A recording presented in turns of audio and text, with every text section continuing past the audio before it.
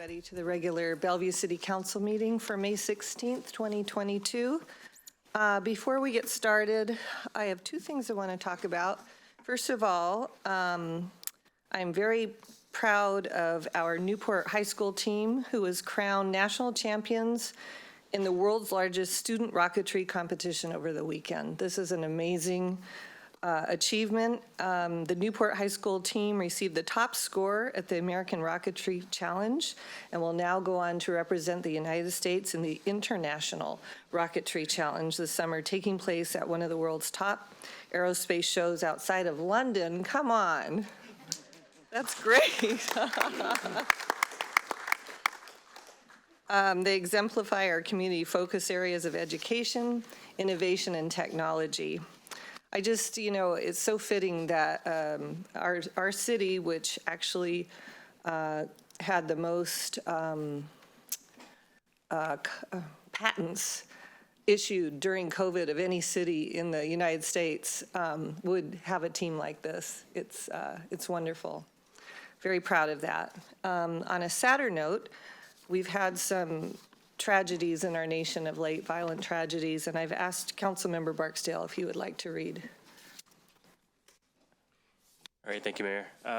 So I'll just say first, before we get started, that the murder in Buffalo hits home for me. I have family who, I don't know if they're still living there, but I know most of them have moved out of Buffalo. But, we hear about these terrible incidents across our country, and just have to always keep in mind that it impacts not only the members of the people in that community, but also many of us across the nation as well. We see ourselves in many cases, and in those places, we see people who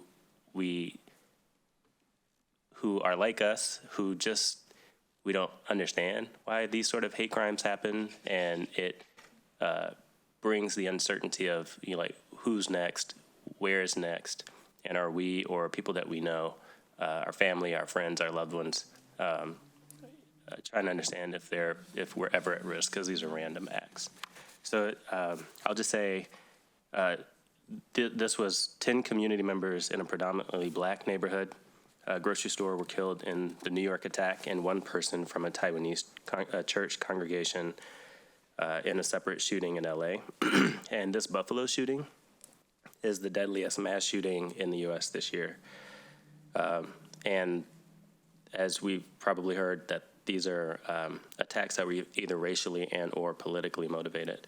So if we could, I would really appreciate if we could take just a moment of silence for the lives lost.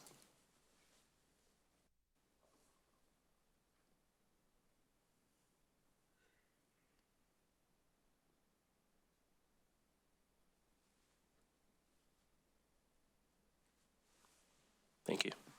Thank you, Councilmember. Clerk, could you do the roll call, please? Yes, thank you. Mayor Robinson? Here. Deputy Mayor Neuenhuis? Here. Councilmember Barksdale? Here. And Councilmember Lee? Yeah. Councilmember Stokes? Here. Councilmember Robertson? Present. And Councilmember Zahn? Here. Deputy Mayor, would you please lead us in the flag salute? My honor to Mayor. I pledge allegiance to the flag of the United States of America, to the republic for which it stands, one nation, under God, indivisible, with liberty and justice for all. And justice for all. Okay, we have two proclamations tonight. The first one is for Bike Everywhere Month. Councilmember Barksdale, could you read that one, please? Thank you. Whereas across Washington State, thousands of people travel by bicycle for transportation and recreation, providing health, environmental, and economic benefits. And whereas building bicycle-friendly communities is known to improve people's health, quality of life, and community spirit, while improving safety and reducing pollution. And whereas Cascade Bicycle Club, Washington Bikes, the City of Bellevue's Choose Your Way Bellevue program, and other organizations support bicycling during the month of May 2022. And whereas these groups encourage greater public awareness of bicycle operation and safety education to reduce collisions, injuries, and fatalities. And whereas Bellevue last year added 9.8 miles of bicycle and pedestrian system improvements, through projects on Southeast Newport Way, West Lake Sammamish Parkway, East Trail, and Mountains to Sound Greenway. And whereas bicycling is an affordable, accessible mode of transportation for people of different abilities, races, and income levels, helping to reduce social inequities. And whereas biking is best enjoyed by simply riding to the store, to work, or just for fun. Now, therefore, I, on behalf of Lynn Robinson, Mayor of the City of Bellevue, Washington, and on behalf of its City Council, do hereby proclaim May 2022 as Bike Everywhere Month in Bellevue and urge all residents to join me in appreciating the unique contributions that bicycling brings throughout the year. Thank you. The next one is National Public Works Week, and Councilmember Robertson, could you read that, please? Certainly. Whereas public works services provided in our community play an integral part in the day-to-day lives of our residents and businesses, and whereas public works professionals focus on infrastructure, facilities, and services of vital importance to the health, high quality of life, and well-being of the people of Bellevue, and whereas the support of residents and businesses is fundamental to the efficient operation of public works systems and functions such as streets maintenance, traffic signals, the delivery of reliable and safe water, maintaining stormwater and wastewater structures, upkeep on public buildings and fleet management, and whereas Bellevue's quality of life greatly depends on these facilities and services and those who maintain them. And whereas the effectiveness of planning, design, construction, and maintenance work is dependent on the dedication and skill of public works professionals, engineers, managers, and field staff. Now, therefore, on behalf of Lynn Robinson, Mayor of the City of Bellevue, and on behalf of its City Council, do hereby proclaim the week of May 15th through the 21st, 2022 as National Public Works Week in Bellevue, and encourage all residents and civic organizations to recognize the contributions that public works staff make every day to our city's health, safety, comfort, and quality of life. Signed, Lynn Robinson, Mayor. Thank you. Is there a motion to approve the agenda? I move to approve the agenda. Second. All those in favor say aye. Aye. Any opposed? Thank you. City Clerk, do we have anybody signed up for oral communications?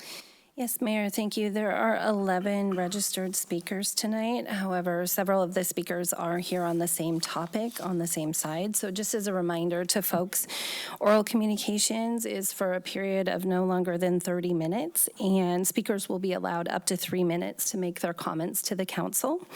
And a maximum of 3 persons are permitted to speak to each side of any one topic. And yeah, and with that, I will call our first speaker, and she has a PowerPoint presentation. And Margie Yee, we'll call you to the table. We are unable to share the PowerPoint and the timer at the same time, so I'll track your 3 minutes separately. And we will have your PowerPoint here shortly.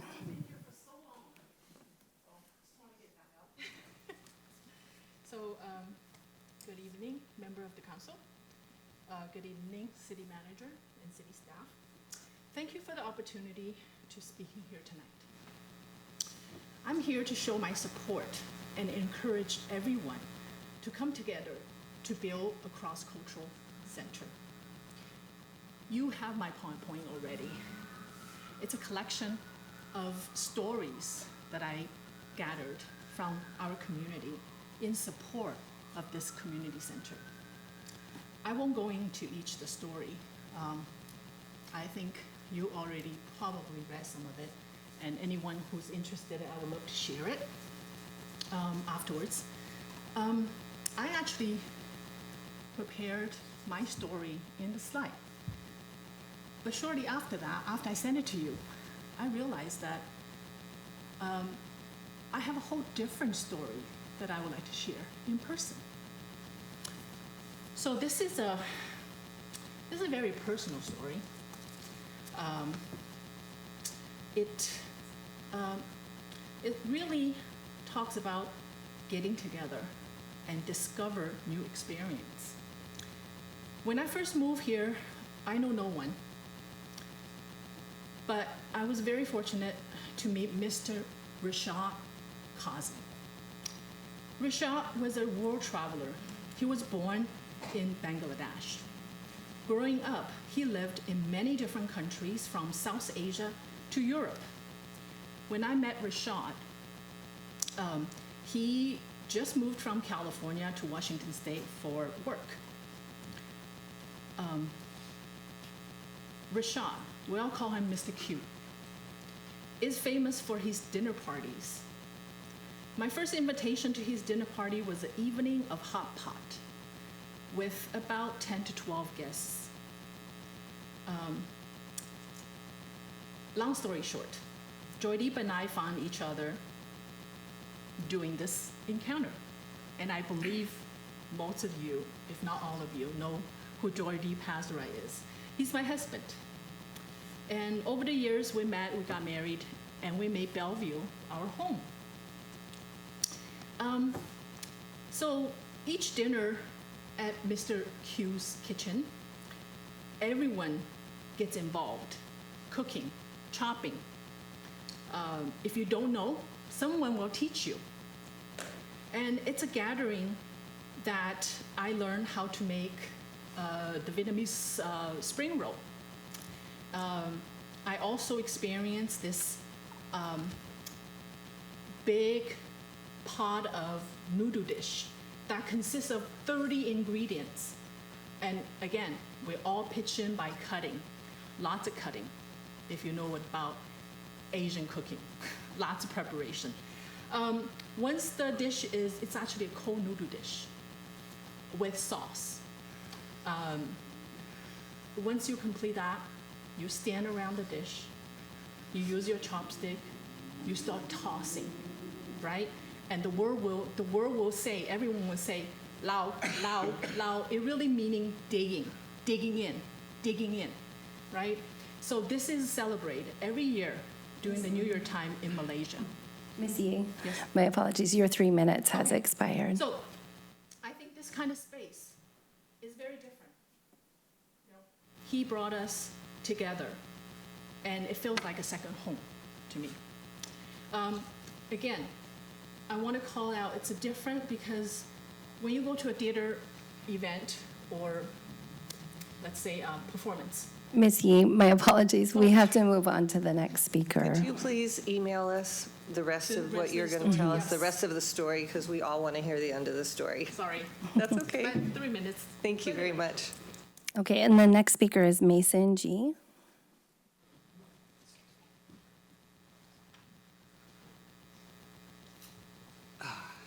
I also share Margie's enthusiasm for being in person. It's been a while since I've spoken to anybody in person in a while. Okay, so good evening, council members. Good evening, city staff. Good evening, city manager, members of the public. My name is Mason G. I am a representative of a 501c3 nonprofit organization called the Friends of Bellevue Cross Culture Center. I'm also an attorney, but I'm more than that, a Bellevue citizen. I grew up in Bellevue. I went to Interlake High School, did a little bit of globe trotting for higher education, but there really is no city like Bellevue. And I'm really proud for the progress and the multicultural aspect that the city has developed. Now, this cross-cultural center, agenda item 22407, will really be unique. There really is no other parallel cross-cultural center that we can see in the United States or across the world. And I'm sure that over the past weeks, months, and into the future as well, the city council has received many petitions, many communications from community members supporting this project. And that's no coincidence, because this is a project that has really had a full of community support. And that is why we founded a 501c3 last year, with the express purpose of supporting and helping this project into success. And we are here, we are ready. We have community partners, we have pledges, and we are here to support.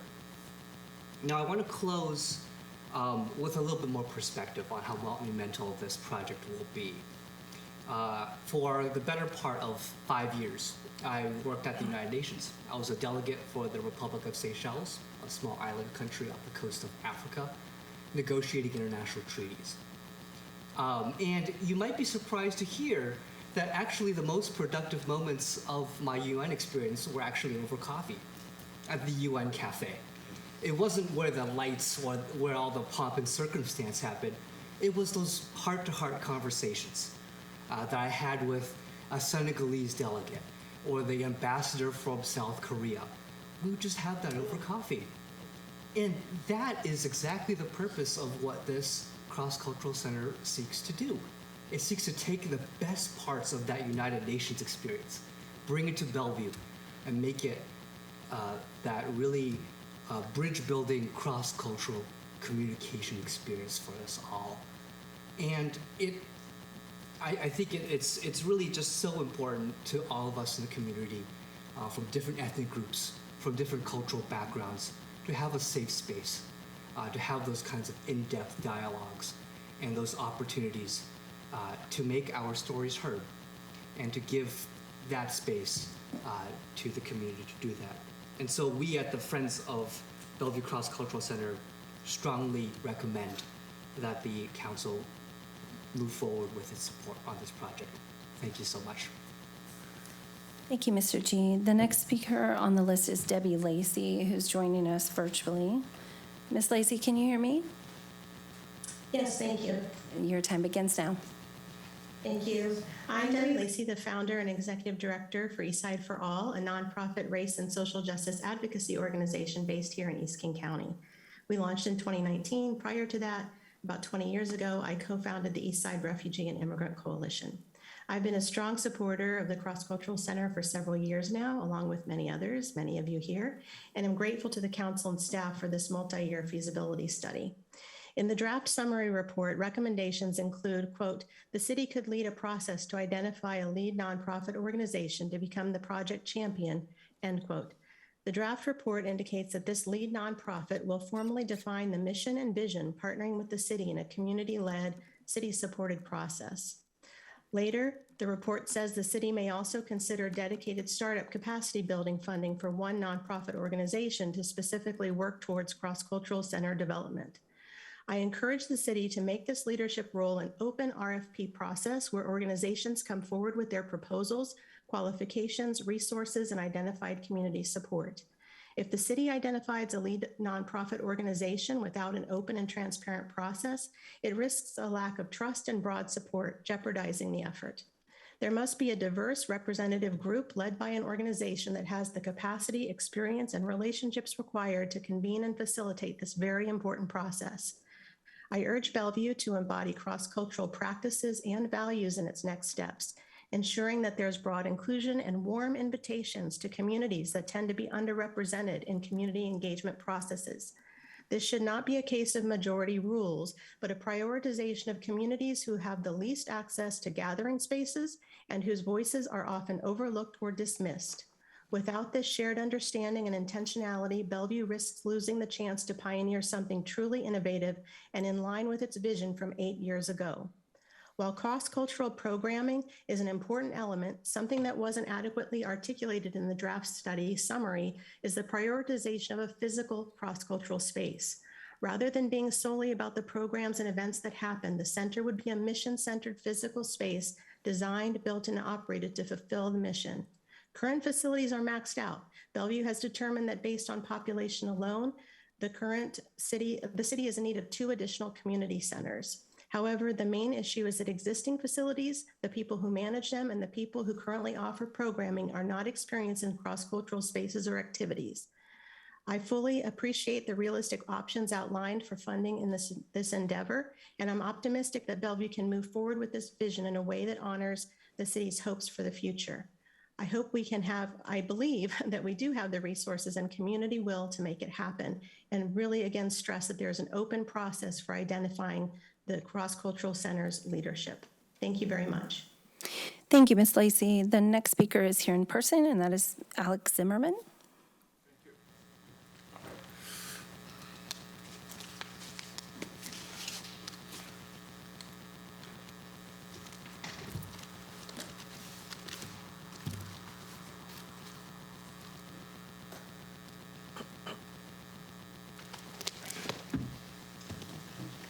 Sie Heil.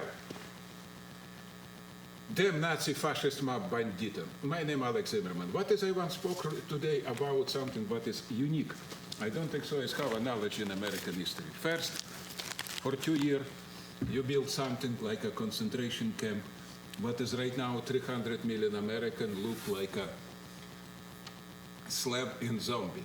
For 2 years, ever Adolf Hitler and Joseph Stalin cannot do this so fast. But you did. It means you are best of the best. But situation what as we have right now in Seattle, King Country, is so unique because this fascism dominated by minority, a people of color and women. And I give you right now a statistic what has make me absolutely shocked because it's no analogy, not in America, in all planet, never. Example, number 1, Seattle Port, 5 people, 4 minority.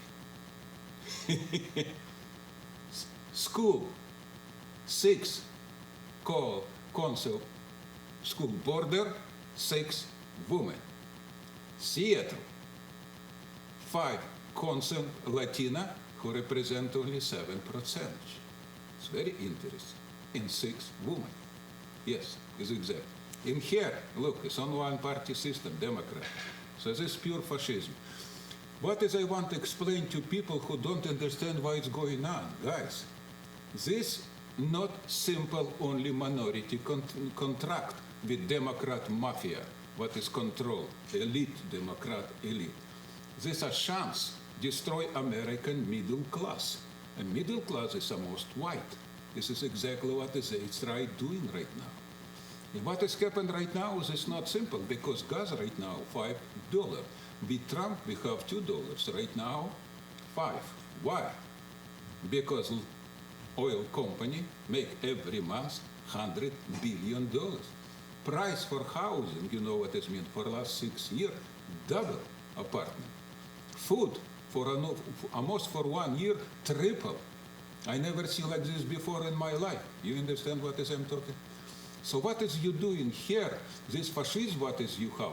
And what is make me totally sick? So 2 million people in King Country, in 750,000 zombie in Seattle, very quiet. Nobody talking about this. Nobody come and talk straight. We need something changed. Everybody scared. Why? Because 30% minority, color, you know what this mean? Control everybody. How is this possible? Is this exactly what as I speak right now to everybody? Need be absolutely idiot and zombie, don't understand what is going on. Stand up, America. We need clean this dirty chamber from this Nazi bandita. Thank you very much. Our next speaker on the list is Larry Graham. Mr. Graham?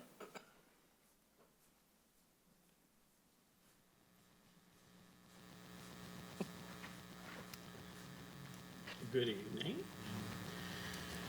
I am here to voice my support for the recommendations of the Trees for Livability Tree Code. I understand that the study that they provided, I understand that study has been forwarded to members of the council and city management to review and consider. We feel it's important to update the Bellevue Tree Code to eliminate the ability to haphazardly remove significant and landmark trees in Bellevue without a permit. A permit should be required for the removal of significant trees over 6 inches in diameter, and even more importantly, to remove landmark trees, which are trees that are 30 inches or more in diameter. These trees are 100, sometimes 200 plus years of age. Our large trees are critical to maintaining Bellevue's character. And if you look at the logo up there, there's a big tree right in the middle of it. So what more can I say? These trees enhance the quality of life of Bellevue residents. They provide significant environmental advantages, which are critically important during these times of climate change. Very interestingly, I read an article, editorial in the New York Times last Saturday on what creates happiness. And these researchers, this happiness study, they pinged tens of thousands of people on their smartphones, and they came up with various activities that make people happy. I won't go into the activities, but they concluded that people are consistently happier when they are out in nature, particularly when the scenery is beautiful. So, hey, you can just say I'm on a mission to make people in Bellevue happier by retaining this beautiful nature. All cities and municipalities, almost all cities and municipalities around Bellevue have instituted tree codes that require permitting and offer better but very reasonable tree protections. Permits to remove significant trees and landmark trees are required almost universally. Updating Bellevue's tree code would simply bring Bellevue into conformity with surrounding communities. Personal note, I moved to Anati from a somewhat sterile development, and this is not to downgrade it, but Lakemont area, 90% of the trees were eradicated and new mega homes constructed with all this beautiful new landscaping. Very sterile, somewhat unnatural, lacking in character. I moved to Anati for the trees and the natural beauty, which I find spiritually uplifting. It makes me happy, right? We're into happiness. And I have been witnessing the unnecessary annihilation and destruction of our canopy, and it is painful and frustrating. And I'm not suggesting that we stop or impede the construction of new homes. I myself built a too large custom home, but it was custom, so I retained a lot of the trees. Had that been a spec builder, all those trees would be gone, a lot of them. Mr. Graham, your time has expired. Okay. Thank you. I have to end by saying, I urge you to update the Bellevue tree codes in 2022 to protect our tree canopy as best we can by simply conforming to the codes of the surrounding communities. I could go on, but you know. Please send Thank us, you very much. send that to us in an email. Okay. So we can read the whole thing. Thank you. Thank you. The next speaker is Lee Sargent.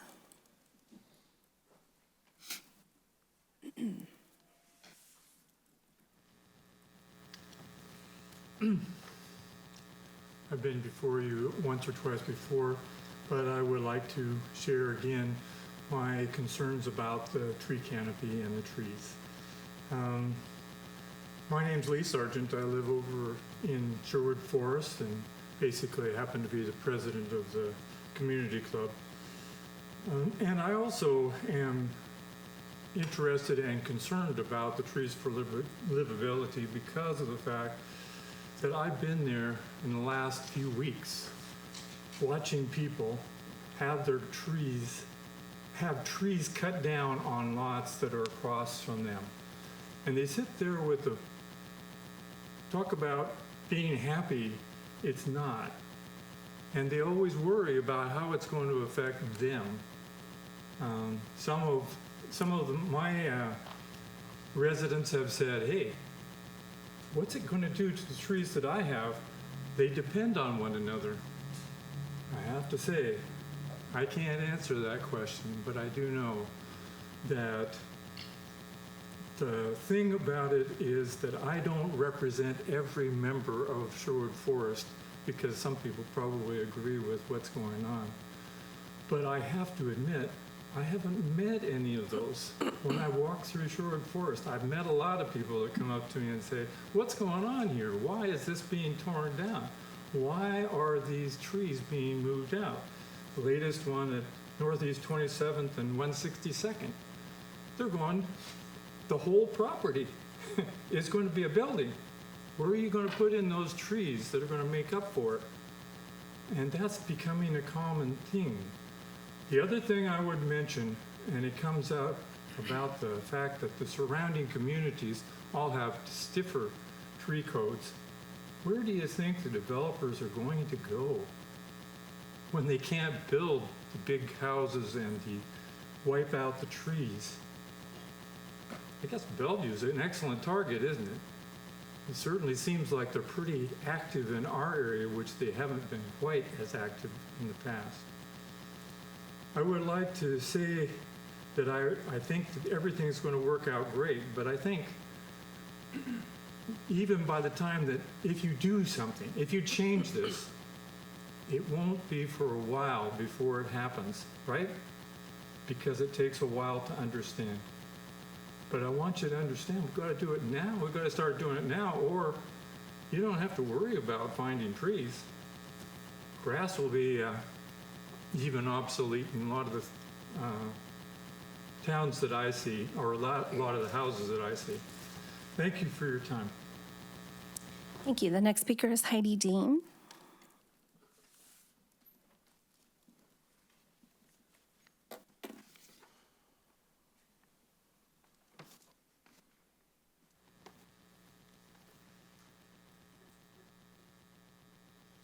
So, good evening, Mayor, Deputy Mayor, council members, and staff.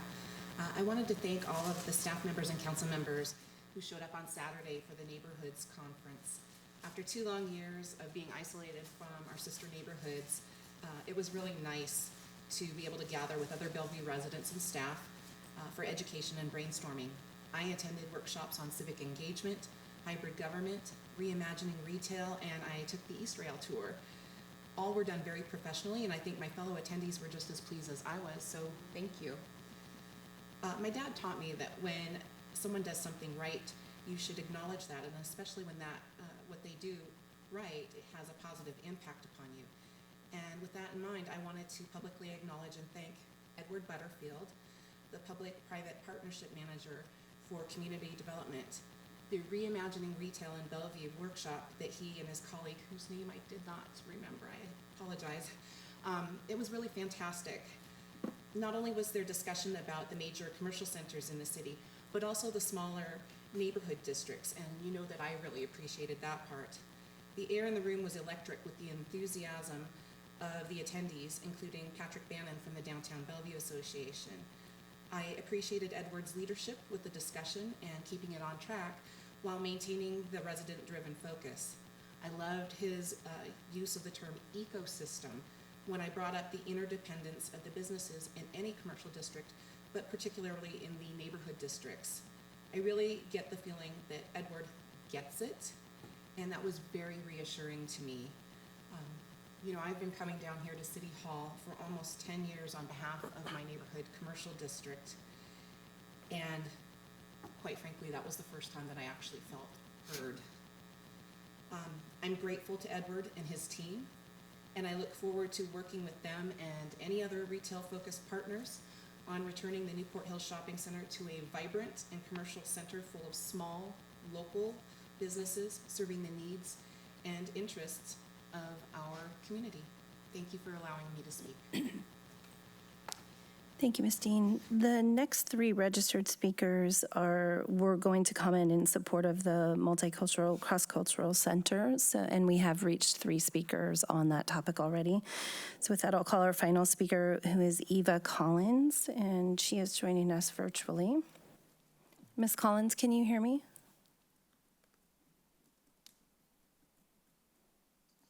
Can you hear me? Yes, thank you. Your time begins now. Oh my gosh, thank you.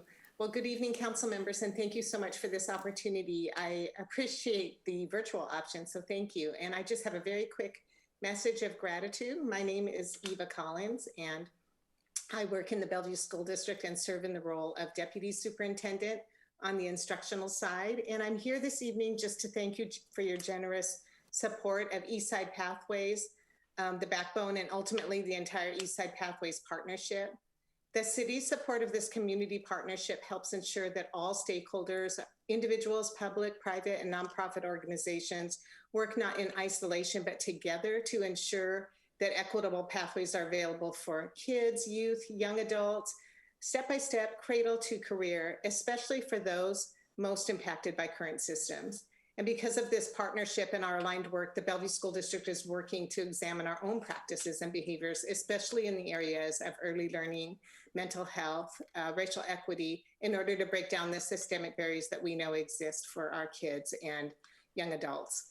So just a few quick examples of the work that we're doing.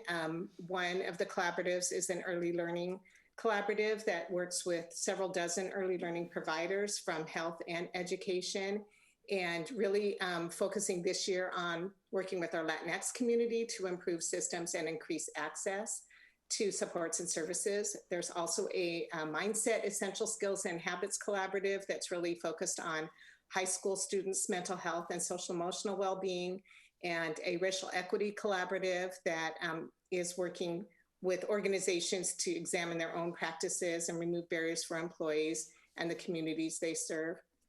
Last week, I attended a partnership convening that was organized and facilitated by Eastside Pathways.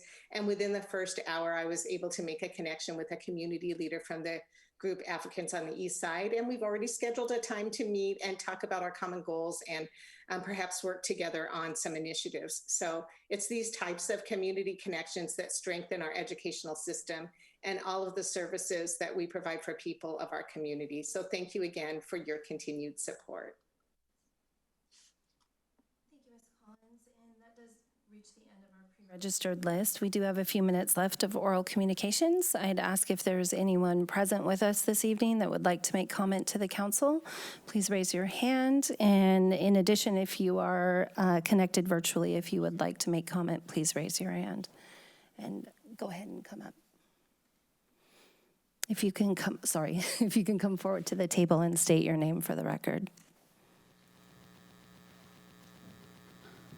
Hi, my name is Maliha Amarsi. Thank you for having me here today. Good evening, ladies and gentlemen of the Bellevue City Council. Like I said, my name is Maliha Amarsi, and I'm here today to speak in support of the creation and appeal of the cross-culture multicultural center here in Bellevue. Throughout my life, Ms. Amarsi, I hate to cut you off, but we have already had 3 speakers in support of that topic. If you could email your comments to the council, and the email address is council@bellevuewa.gov. Thank you. Can you tell us who you are, maybe a little bit of what, as a young person, you for high school, why don't you just tell us so that we can. Hey, Councilmember Lee, I'm running the meeting tonight. Thank you, always a good suggestion. So we would love to have you email us, and if you would like to meet with us individually, we'd love to do that as well. So you can reach out to the council offices. Thank you. There are no additional hands, Mayor. That would close oral communications. Okay, thank you. We are on to the report of the city manager, Mr. Miyake. So good evening, Mayor Robinson and council members. I have one item to report on tonight, and that item is an update on the Bellevue's Youth Link program, with a focus on just the great work and that is emerging out of Youth Link for our community here. Joining us this evening are Tony Esparza, Assistant Director, as well as Petra Galina, Program Coordinator, both from our Parks Department. They have a brief presentation this evening, and I'll turn it over to you folks. Thank you so much. Good evening, Mayor, Deputy Mayor, council members. Thanks for having us this evening. Good to see you in person. It's my first time back, and I'm enjoying seeing everybody's faces. We appreciate the opportunity this evening to share with you about our Youth Link program and the great work of our youth leaders here in our community in Bellevue. I think I'm not advancing, if you could help me out a little bit. Our presentation this evening is for information only. And so tonight we'll talk with you about Youth Link that has been serving our Bellevue community since 1990. It's one of the longest running youth leadership programs on the East Side. We'll provide a brief overview of this program, share examples of the impactful work of our youth leaders, especially during the pandemic, and invite you to our upcoming Community Leadership Awards on Wednesday, May 29th. YouthLink is sponsored by our city manager, and it originated as a partnership of the City of Bellevue, the Bellevue School District, and various community stakeholders in 1990. The purpose of the program is to provide opportunities for youth civic engagement, to support our youth leaders and their development, and to provide the city manager with input on youth concerns, interests, and policy work. The Bellevue YouthLink Board is a city manager-appointed youth advisory board composed of 12 youth and 6 adults that provides system-level input to our city manager on local and regional topics. And we are currently accepting applications from both youth and adults to join the board. Residents can email youthlink@bellevuewa.gov to get an application. The Bellevue Youth Council is a broader part of the program with open membership to any youth in the community. We currently have over 85 middle and high school age youth members from throughout Bellevue who serve on our action teams that plan service projects and community events. We offer innovative youth programming and opportunities for our youth to get involved in the work that you all do on a daily basis. In addition, YouthLink has expanded its boundaries and engages youth from around the world and recently has helped the city of Lake Forest Park start a youth council, and also Rockaway Township in New Jersey start their own version of the YouthLink program in 2020. YouthLink has received national and local recognitions, including from the Washington Recreation Program Association for the Teen Closet Program, for YouthLink University, and also for our Unity Through Diversity event. Some of the projects YouthLink contributed have enduring impacts on our community, including the Bellevue Skate Park, YouthLink University, our Youth Involvement Conference, Community Leadership Awards, which we'll talk about more in a little bit, Kids Care Coat Drive, and YouthLink Community Food Pantries, which Mr. Alina will share with you more about here in a moment. And so on that note, I will turn it over to Patrick Alina, our YouthLink Program Coordinator, to share about the critical work that YouthLink has accomplished during the pandemic. Thank you, Tony. Good evening, council members and community guests. My name is Patrick Alina, YouthLink Program Coordinator. At the onset of the pandemic, YouthLink members quickly rose to the challenge of the pandemic, organizing projects supporting youth mental health needs, housing and food insecurity, tackling DEI-related topics and issues, and finding new opportunities for community collaboration despite of the rising uncertainties brought about by the pandemic. To address the impact of youth mental health, members of the YouthLink board partnered with local AI tech company and social service providers to pilot an AI chatbot called Helio to help youth navigate critical mental health resources. YouthLink members also opened up a new virtual outlet for teens experiencing isolation via virtual teen cafe projects.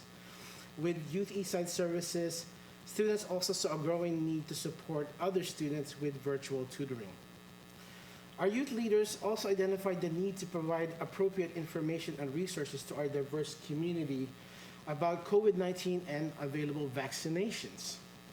The COVID Support Action Team, in partnership with projects created by YouthLink member called Worth a Shot, organized a series of town hall info sessions. At one event, the info series was successful in helping over 1,500 Bellevue family youth and teens get vaccinations. In the past couple of years, there has also been a growing need to provide much needed social services support. YouthLink members partnered with the Little Food Pantries Project and have opened up 2 community food pantries with more to come. Since the opening of our first Little Food Pantry in June 2021 at Crossroads, we have stocked it 90 times, 2 times per week. Since 2019, we also modified our collection drives to keep it safe, and Bellevue High School YouthLink members have just completed a 2-week food drive that allowed us to donate over 300 items for food banks like the Renewable Food Bank. We have also collected over 2,000 jackets and outerwear for Bellevue youth and families. We even collected 500 feminine hygiene kits for Bellevue School District and community shelters, as Washington Supplemental Nutritional Assistance Program doesn't cover these necessary resources. YouthLink will continue to work closely with community partners and schools to have better understanding of our Bellevue youth and family needs. Thank you, Patrick. And so finally this evening, we want to extend our invitation to the council and to community members to join us at our upcoming Community Leadership Awards, which is happening on Wednesday, May 25th from 6 to 8 p.m. here at City Hall.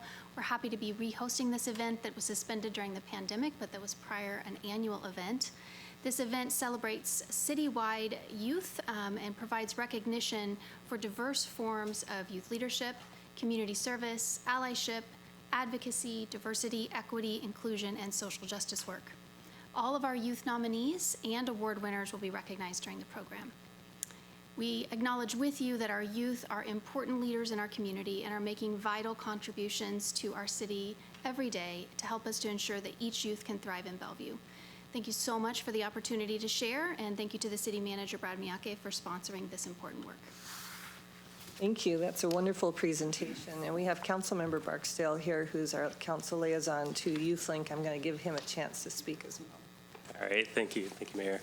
I just am in awe and amazed by our youth. Just even when you talk about the support that they provided and the work that they did during the pandemic, as they themselves and their family members who are also going through the pandemic still had the care for our community and the empathy to help where they could. So I look forward to the Community Leadership Awards and acknowledging and recognizing them for all the work that they're doing. So thank you to staff as well for the work that you're doing to support. Great. Next up, we have the consent calendar. Do I have a motion? Calendar? Second. Excuse me. All in favor, say aye. Aye. Any opposed? Okay. We have 3 study session items tonight. Mr. Miyake? Mayor and Council Member, the first item is an informational update on the city's fire inspection fee program.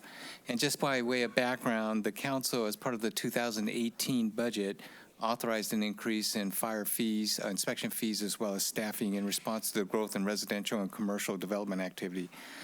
This topic was last in front of the council in October of 2020. And joining us this evening is Fire Chief Jay Hagan, Fire Marshal Travis Ripley, and Assistant Fire Marshal Jacob Brenstetter. With that, I'm going to go ahead and turn it over to the chief and his crew. Good evening, Mayor Robinson, Deputy Mayor Neuenhaus, and members of the City Council. It's great to see you in person. Thank you for the opportunity to address you this evening with a fire prevention update. As you already know, to keep our community safe, we utilize a blended strategy. We aim to prevent every fire we can in our community and then be ready with a fast and professional response to fires that we can't prevent. In November of 2018, I approached you with a predicament. Our ability to keep pace with necessary fire inspections was taxed, and I was presented with a forced choice to either adjust the frequency of fire inspections from every 2 years to every 3rd year or get some additional help. At that time, you approved the addition of 2 fire prevention officers from 5 to a total of 7, and we instituted a fee to cover this work. Thank you sincerely for that support. It has had a positive impact on public safety. Also at that time, we pledged to check in with you biannually, which we will do now. I'd like to introduce, sitting to my right, our Fire Marshal, Travis Ripley, and to his right, Assistant Fire Marshal Jacob Brenstetter. Travis? Thank you, Chief. So I want to start with just highlighting kind of our cost recovery goal and the way that that was put together. The idea was to take 50% of a 50% administrative assistant role, 75% of a program analyst role, and 75% of 7 fire prevention officers. And so that total equates to $891,000 that was the goal to recover costs for.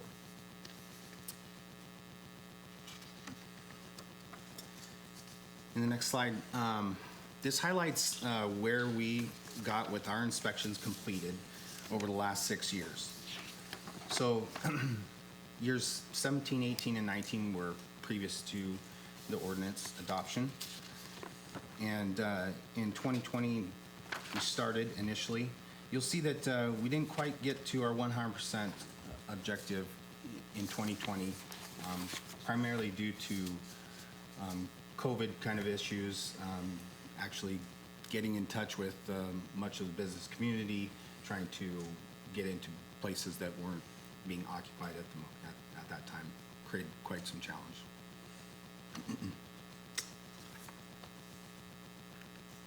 And then this next slide is the inspection fees remitted.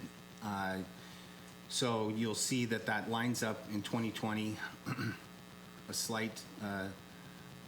slightly less than our 100%.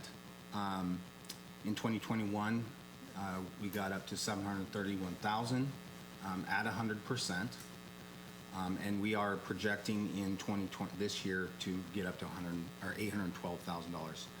I will kind of remind you that part of the difference in this cost recovery is that we see the increase will happen over time as we add more building stock. As we continue to develop, those numbers will increase with that additional square footage added to the city. As well as most of the buildings that we inspect are on an every other year cycle. And so from year to year, it will change, since that doesn't reflect the same in all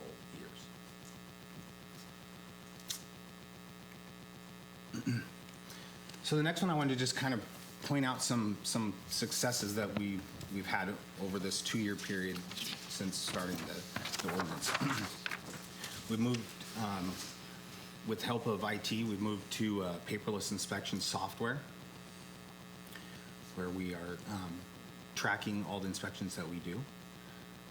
We work closely with all of our customers through COVID, like I said, which had its challenges. Getting in touch with businesses, business owners. Another thing to maybe highlight is that the information that we had to collect was a little different from the inspections prior, when we were doing inspections previously. We were now trying to get in touch with people that we would actually be billing versus maybe tenants that we would be inspecting. So that had quite a bit of challenge, but we feel that we've been very successful in that process. And then our collaboration with FAM to ensure that we were invoicing and generating those invoices and collecting fees in a timely and consistent basis. Feel very good about that. And then lastly, transition to paperless billing in 2021, which I think we can all agree that going paperless in this time has been a benefit not only to us but to the customers.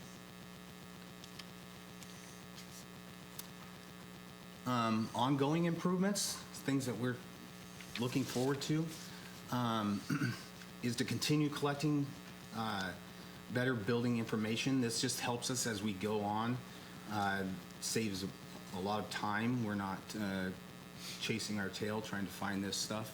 Once we get it into our database, it helps us going forward. And we're continuing to develop and educate staff and owners, business owners, on the program, how it works, what to expect, and provide as much predictability as we can. The program in itself continues to educate building owners and managers on the importance of fire life safety. And as we were asked by council, we continue to monitor the nexus between the fees collected and the time spent and effort that we do. And so summarizing, we feel that currently we are on track with the short-term growth with our staffing. We are on track with established goals and expectations as we see them, and we will commit to continuously improving the program the best that we can. Thank you. Did you want to show the timeline? You missed that one. I did in the beginning with you. Oh, you did? Okay, perfect. Thank you. All right, thank you. Great presentation. Any comments or questions? I see Councilmember Zahn and Councilmember Robertson. Go ahead. Yeah, thank you for the presentation. And I think it's very important to get to 100% so that we know that from a prevention standpoint, the equipment is sensing and working properly. I'm curious about, as you go out and inspect, what percentage of the time do you find that there are issues with the fire alarm system that needs to have some repairs versus you inspect and it's good to go and we keep going? I'm just curious. Thank you, Councilmember Zahn. I don't have prepared an exact number. However, it's a sliding scale. Some occupancies that we go to, we have small issues like extension cords, where it's just something that needs to be tidied up a little bit. And in other occupancies, we have more extensive issues. However, approximately 80% of our occupancies in the city of Bellevue are 100% compliant with their fire and life safety systems, being the sprinkler system, the smoke control for larger buildings, and fire alarm systems. So approximately 80% of buildings are 100% compliant. Well, that's good to know. I think I'll just add that, with the program and as we continually get out there and do 100%, we will expect those numbers to just, increase over time. Yeah, great, thank you. Thank you. Councilmember Robertson. You said that you are tracking the nexus between cost and effort and the actual fees, but you didn't tell me what the result is of that. So are we finding that we're about covering our expenses relative to the cost to run the program, relative to the fees coming in?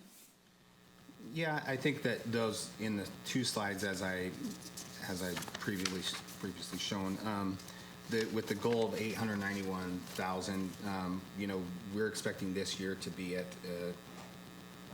collecting 812,000.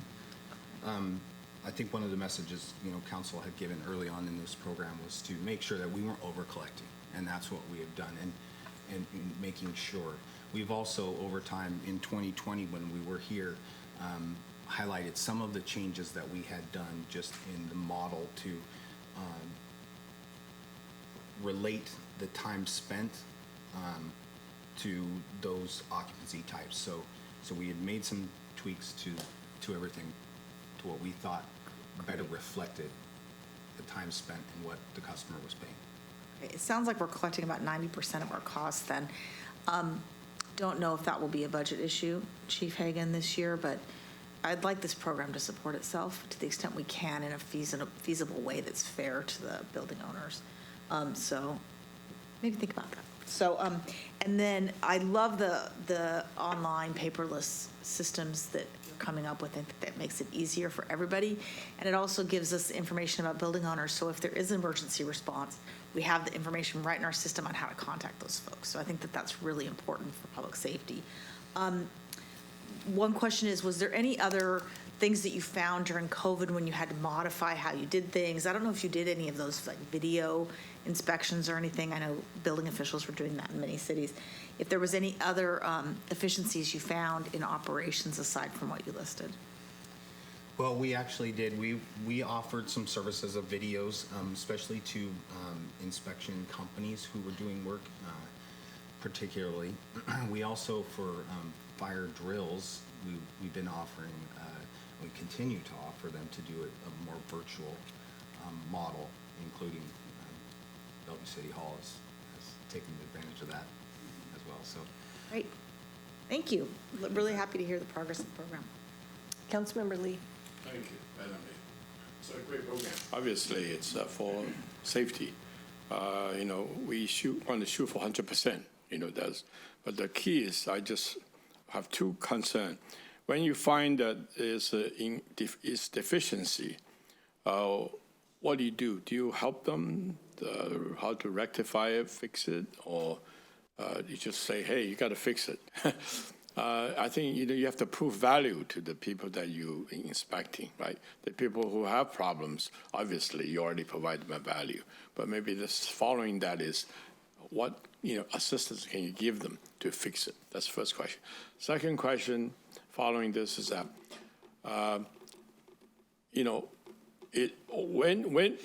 ideally we want to inspect everything, but if we're spending all the money just finding 20% that need to be fixed, the other 80% is okay. What is the judgment beside 100%? When does the money become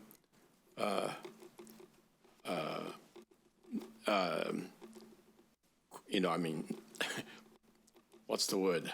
How do you justify that, spending 100% of the money, $800,000, to maybe find 20% of the problem? Can we do it in a better way, focusing on something that focus on the 20%, so you don't have to spend $800,000, maybe a little bit less money?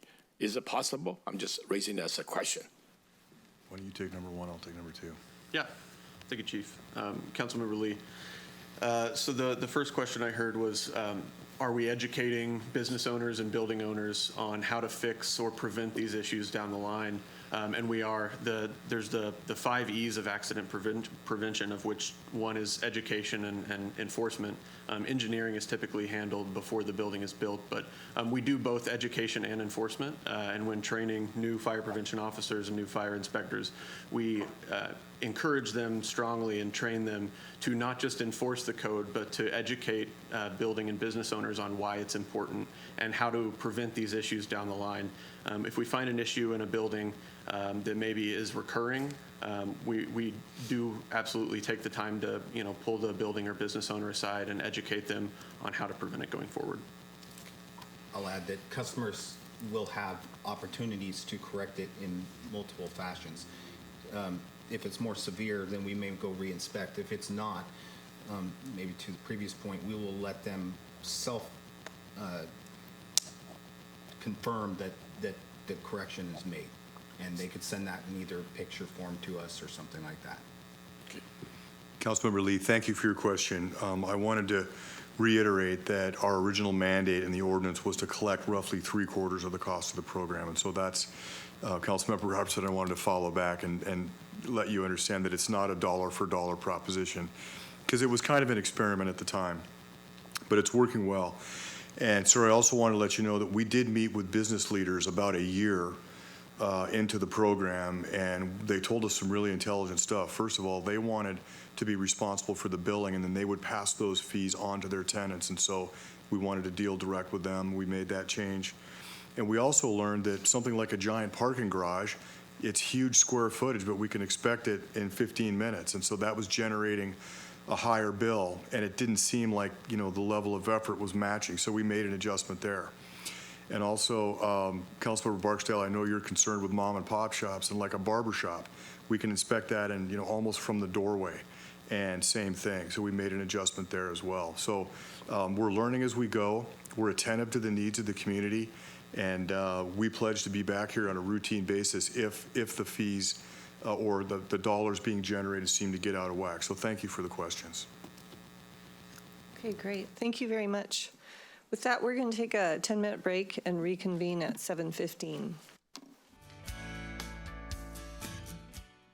Okay, we're starting up again. We are on our second of 3 study session items. Mr. Miyake, would you like to introduce? Thank you, Mayor. The second topic is a report on Phase 3 of the cross-cultural feasibility study. Just by way of background, the city's undertaken a number of studies over the past 5 years to evaluate the feasibility of a cross-cultural community center. Tonight, the staff and consultants from ACOM will present the Phase 3 findings, conclusions, and recommendations. Tonight, staff are seeking direction from the council on the report recommendations, including engagement strategies and next steps in the development of the Cross-Cultural Community Center. Joining us this evening is Dr. Linda Whitehead, our Chief Diversity, Equity, and Inclusion Officer. Accompanying her also is our consultant from ACOM, Linda Chu. With that, I'm going to go over and turn it over to Dr. Whitehead to begin the presentation. Thank you. Good evening, Mayor, Deputy Mayor, and City Council members. Thank you for the opportunity to provide the results of Phase 3 of the Cross-Cultural Feasibility Study. I'm Linda Whitehead, Chief Diversity, Equity, and Inclusion Officer. Joining me virtually this evening is Linda Chu from ACON Consulting Firms.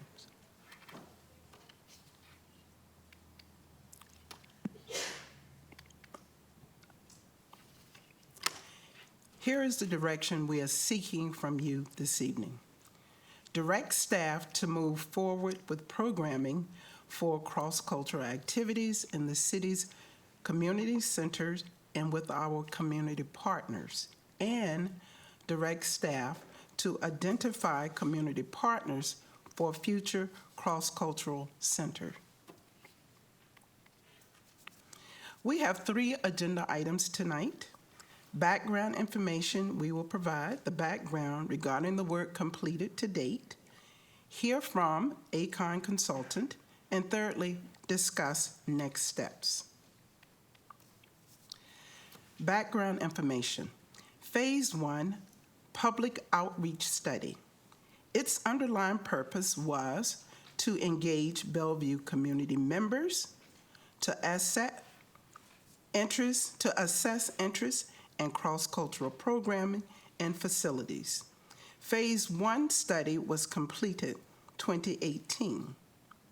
Phase 2, cross-cultural feasibility assessment.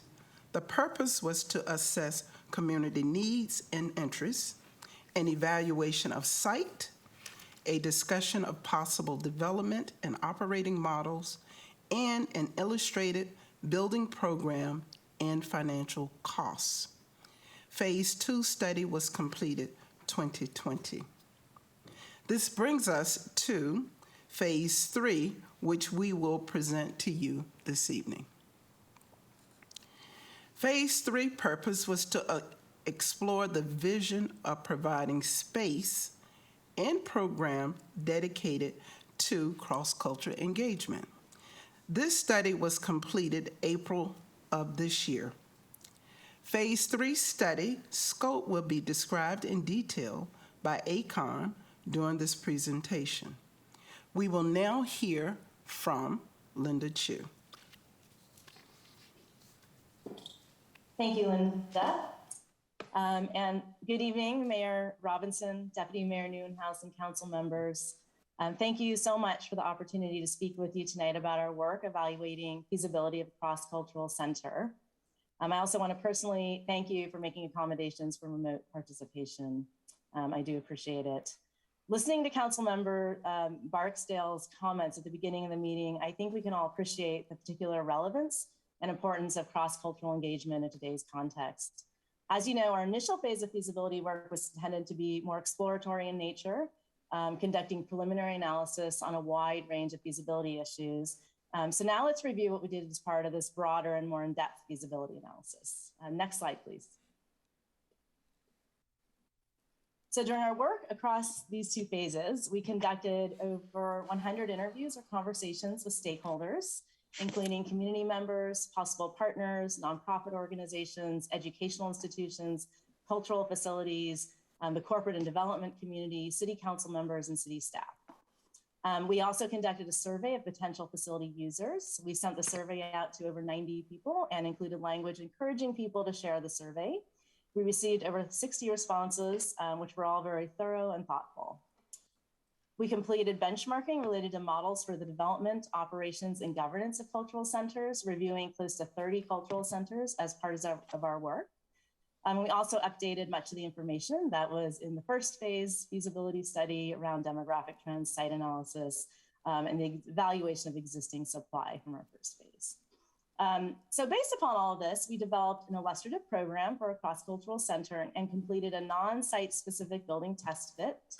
We had AECOM's cost consultancy group estimate capital costs.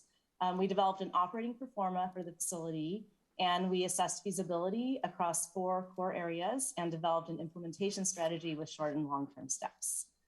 So let's get into it. I'm going to focus a lot of my discussion tonight on an analysis, sorry, next slide, of these 4 core feasibility areas, which include 1, concept definition, 2, demand, 3, development economics, and 4, operating economics. So let's start with concept. Concept and visitor experience really drive all feasibility analysis for facilities. You cannot study feasibility for something you don't understand or you don't have a vision or concept for. And this is also, by the way, the question which probably came up most in many of our interviews and conversations, which is, what is a cross-cultural center?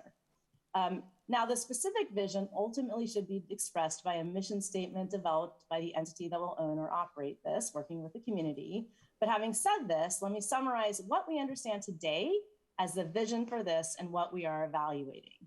So first, the cross-cultural center is intended to house a mix of cultural, multicultural, and cross-cultural activities. So these definitions you see here were actually provided in some of the survey responses that we received, and we found them particularly clear, so we are using them here so we can have some common terminology. And I think you've all had a chance to read them, so I'm not going to go through them in detail. But the key point is that the cross-cultural center is envisioned to be a place for all of these activities. Second, and I think to some of the public comment earlier, what else defines this? The vision does include a place to have both formal programs as well as informal interactions through the creation of a physical space that really serves as a third place for community members to build connections. So the vision also includes possible synergies from nonprofit and community tenants co-locating. So yes, it's not just about a place for programming. And finally, it is envisioned as a mission-driven facility, which means that operations, costs, and revenues are going to be strategically tied to an organizational purpose. And one quick terminology clarification before I move on, you're going to hear me several times refer to cultural centers more broadly throughout my presentation. We are studying kind of business and operating models here. So we're using the broadest applicable terminology possible for this kind of facility typology to have the greatest number of reference points. Okay, next slide, please. So I want to quickly walk through some of the key findings from the other 3 core feasibility areas: demand, development economics, and operating economics. Okay, so for demand, what do we know? Cross-cultural engagement is clearly a priority for both the city and the community overall. And there is, demonstrated commitment among everyone we spoke with at the city, council members and staff, to supporting spaces for cross-cultural activities. And this is very important because for mission-driven facilities, community need often drives demand. So again, a very important foundation and a positive indicator. It is our assessment that it will take some investment to translate this interest to effective demand, meaning to facility utilization, to the ability to pay to support the facility. And this is a complex, nuanced sort of demand analysis, right? Demand for a grocery store is much simpler. You look at trade area, demographics, spending, competitive market, et cetera. But for a cultural center, demand relies upon having sufficient programming related to the facility mission, users who can pay for the space, or funders who are cultivated to cover full operating costs when users cannot. So very quickly, you can see that the demand for a nonprofit facility becomes very closely paired with the ability to operate the facility sustainably. So this leads us to the next core feasibility area, the third one, operations. The vast majority of community and city stakeholders have discussed this from an operating model perspective as a community-led, city-supported effort, which is very, very common. What will be required for a successful public nonprofit partnership is, as we've identified, to have a city, for the city to have a clear and identifiable nonprofit community partner. And this should be done in a transparent process, whichever process you select. And given the nature of a cross-cultural center, it will be important that the community partner is committed to being inclusive and able to work with many different groups in the community as the entity that formally works with the city on behalf of the community. And it is likely that for this to happen, an investment in organizational capacity building will be required. So I'm going to talk a little bit later about the dollars and cents. So let's actually skip to the next slide and discuss some of the development issues. Thanks. So big picture, the development of any cultural facility requires an intensive leadership, organizational, and financial commitment over a multi-year period. This is true even for the most seasoned organizations who already operate facilities and want to expand, especially true for new facilities.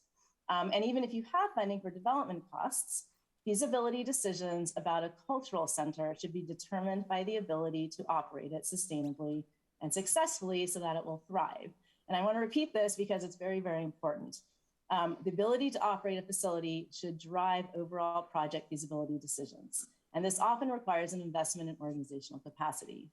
And finally, jumping to key findings, we have developed some short and longer term recommendations. There are key city investments that can be made in the short term to support cross-cultural engagement almost immediately, while the longer term facility development efforts are ongoing. And these short-term steps are really key building blocks for the longer term process of developing the facility. So let's turn to the dollars and cents. Next slide, please. We developed a preliminary order of magnitude cost estimate, all those sort of disclaimers for this, excluding site costs. I do want to say an actual cost estimate would need to be ultimately tied to a specific site. But we developed an approximately 27,000 square foot program plus outdoor programmable space of about 5,000 square feet, plus we'll need parking and everything else, based upon stakeholder engagement across all 3 phases of work, the benchmarking that we completed, and demand and supply analysis. Based upon the program, current construction costs, which are remarkably high in recent years, and high-level inputs regarding levels of finish and likely physical characteristics, our cost consultancy group estimates that it will cost around $35 million, again, excluding site costs.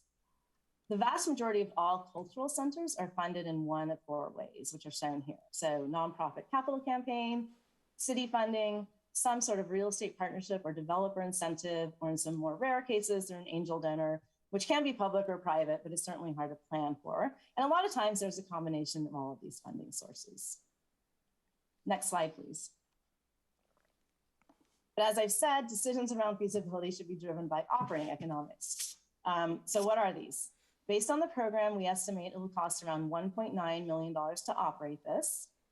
We estimate that around 20% of the operating budget could be covered by earned revenue, which would leave about $1.5 to $1.6 million of contributed income or philanthropic or public support required year after year. And on one hand, plenty of cultural centers operate successful facilities with this sort of business model or operating profile. However, it does take time to develop both earned revenue and contributed revenue sources, developing a track record for programming, generating demand, relationships with funders, staff capacity for grant and reporting requirements, and other factors are all important. There are many operating models ranging from completely city operated, which is actually more uncommon for cultural centers, common for community centers, but uncommon for cultural centers, to operations purely by a nonprofit. And many cultural centers, probably most of them, fall within a hybrid model of some sort, where a city and nonprofit share varying degrees of responsibility for funding, for programming, facility operations, et cetera. And there are as many hybrid models out there as there are facilities. It really is kind of a spectrum, as you see here. Each of these typically has an extensive operating agreement, sometimes hundreds of pages long, outlining roles and responsibilities. So these kind of partnerships can be complex, but also provide numerous benefits to overall financial and operational sustainability. And this leads me to our implementation steps. Next slide, please. Okay, we've developed two sets of strategies for moving forward, divided into short-term and longer-term strategies. So note that longer-term doesn't mean just waiting. It just means that typically these steps require more time and can be somewhat sequential in nature. And in the meantime, the city can be making investments now or soon to support cross-cultural engagement. So these short-term steps actually have kind of two purposes. One is they allow the city to actively support cross-cultural engagement, sort of the obvious, but two, they're fundamental building blocks that will contribute to the longer-term development and operational sustainability of a facility. And they can operate on parallel paths. So again, even if you could fund the development of a cross-cultural center today, it will be important to take steps to ensure the facility can be sustainably operated year after year. So let's talk quickly about the strategies in the short term. This is from the city perspective. City can provide space in any of its facilities for cross-cultural activities and programming. Community centers are the most likely place for this, but there are others as well: library, parks, city hall. There are also private, Bellevue Theater. There are also private facilities, but the strategy specifically focuses on what the city can do with city assets. This is envisioned as more of a formal effort, right? Not just saying, okay, your space is available, but it's actually where the city can prioritize scheduling and subsidies of spaces for cross-cultural programming. And it's important to note one big difference between our first two studies that we've done. Conditions have changed, and the community centers have far more availability now than they did in 2019 prior to the pandemic. And as with many community facilities nationally, traditional patterns of utilizations have shifted tremendously since the pandemic, creating opportunities to approach priorities and facility usage differently. One of the pandemic silver linings, perhaps. The city can also make key funding investments in nonprofit capacity building that will be required, as I've discussed. And the city can provide funding or grants for intentional cross-cultural programs or engagement. So this would help develop a portfolio or a successful track record to create that demand we discussed previously. Having this track record will also help with corporate and philanthropic funding relationships, which in turn supports operating feasibility. So again, these contributions in the short term support longer term efforts. And finally, staff time can be provided to help across many areas, and it will be required to support these strategies. Longer term, the city can work with the community to identify and support a nonprofit champion for this project. And yes, again, a transparent process is important. City can evaluate its own priorities and available funding as well to understand really how much you can support in terms of development or operations so that you can determine the best model, particularly for kind of operations of the facility. And finally, the community has a number of steps to take, which are detailed here. So in sum, we think there are important, positive, concrete next steps for the city and the community to take to move this forward, to see some immediate cross-cultural engagement, as well as to build the foundation to ensure that a cross-cultural center will be economically sustainable and really thrive given the economics. So thank you very much. I hope this was helpful, and I'm happy to answer any questions. you, Linda. And please stay seated in case there are questions. You will be able to help fill the questions. Council members, mayor, deputy mayor, and council members, as you can see, the interest is here. The community is very interested in a cross-cultural programming, cross-cultural center. Phase 3 is completed. Council requested to explore the vision of providing space and programs dedicated to cross-cultural engagement. I believe we can check that we've done that. No benchmarking examples exist for cross-culture focused facility and programming. Existing capacity at Bellevue community centers for programming exists. There are 3 elements needed to translate community interest into effective demand for a facility. Number 1, mission-driven partner organization. 2, capacity building, including funding and promotion. And 3, time. In closing, here is the direction we are seeking from you this evening. Direction. Direct staff to move forward with programming for cross-cultural activities in city community centers and with our community partners, and direct staff to identify community partners for a future cross-cultural center. Thank you. Great presentation, and I have to say, Linda, that was remarkably good hybrid presentation here tonight, so thank you, Dr. Whitehead and Linda. So we have, could you put slides 6 up, please? No, excuse me, 13, sorry. Yep, that one. This is what we can comment on, and we have a recommended motion, but we can change that as well. We can alter that if we'd like to. So let's start with Councilmember Lee. Thank you, Madam Mayor. I want to really compliment the consultant, ACON, and Linda Cho made a great, concise, in-depth, real insightful look at this project, at this mission. And I call this a vision. As you mentioned right up front, quoting from Councilmember Barksdale, based on what we just saw in Buffalo, the incident. And this is very much this reason why a cross-cultural center, the purpose of which is to bring all people together, all understand each other, all can communicate and have a unity of people who are on the level of understanding and working together with accessibility, with ease, with a sense of being there and a sense of belonging, and without having go through barriers of trying to become part of the community. I think we all, in some degree or another, my personal experience included, we may be at the table, but we have different experiences. As a result, we have different backgrounds, different psychic, and we don't connect the way as people who have similar backgrounds. So in order to get over those barriers, we need to provide a place that's really accessible, really with no barrier. We can be there because we have common goals that draw us together. We feel comfortable, with each other. So I think it's very well put, and I want to compliment.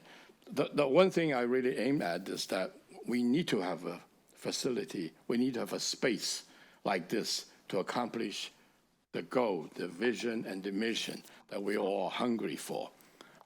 This is the time, and this is now. We just been through this COVID and heightened awareness of the differences, the polarization that we are seeing. And that's leading to actual, incidents like Councilmember Barksdale mentioned in Buffalo. We don't want to have that continue. So this is not easy because it's really a challenge. As Akon mentioned, we haven't got a model like this because it requires every one of us to be working together, to be comfortable, to be working on the same goal, together. So I really appreciate you went to the extent of actually laying out, the first step, second step, third step, whatever it takes. But it has to be leading to the ultimate goal we're looking for. And it's challenging. That's why you're laying out so well. So I really agree that every step you mentioned is what we have to go through. And I believe Bellevue is a place we have the community, we have the people that are willing, that are ready, and we are capable of making this happen. It may take time, but we have to start now. We cannot wait. Every year we wait, we're slipping back 2-3 years. So finally, I want to say that the estimate you have, I think I want to ask the consultant, this is just an estimate, right? Based on the first shot you have. We number one, we have done 3 studies and we know the demand is there, we know the need is there. So we kind of reaffirmed, the necessity of this.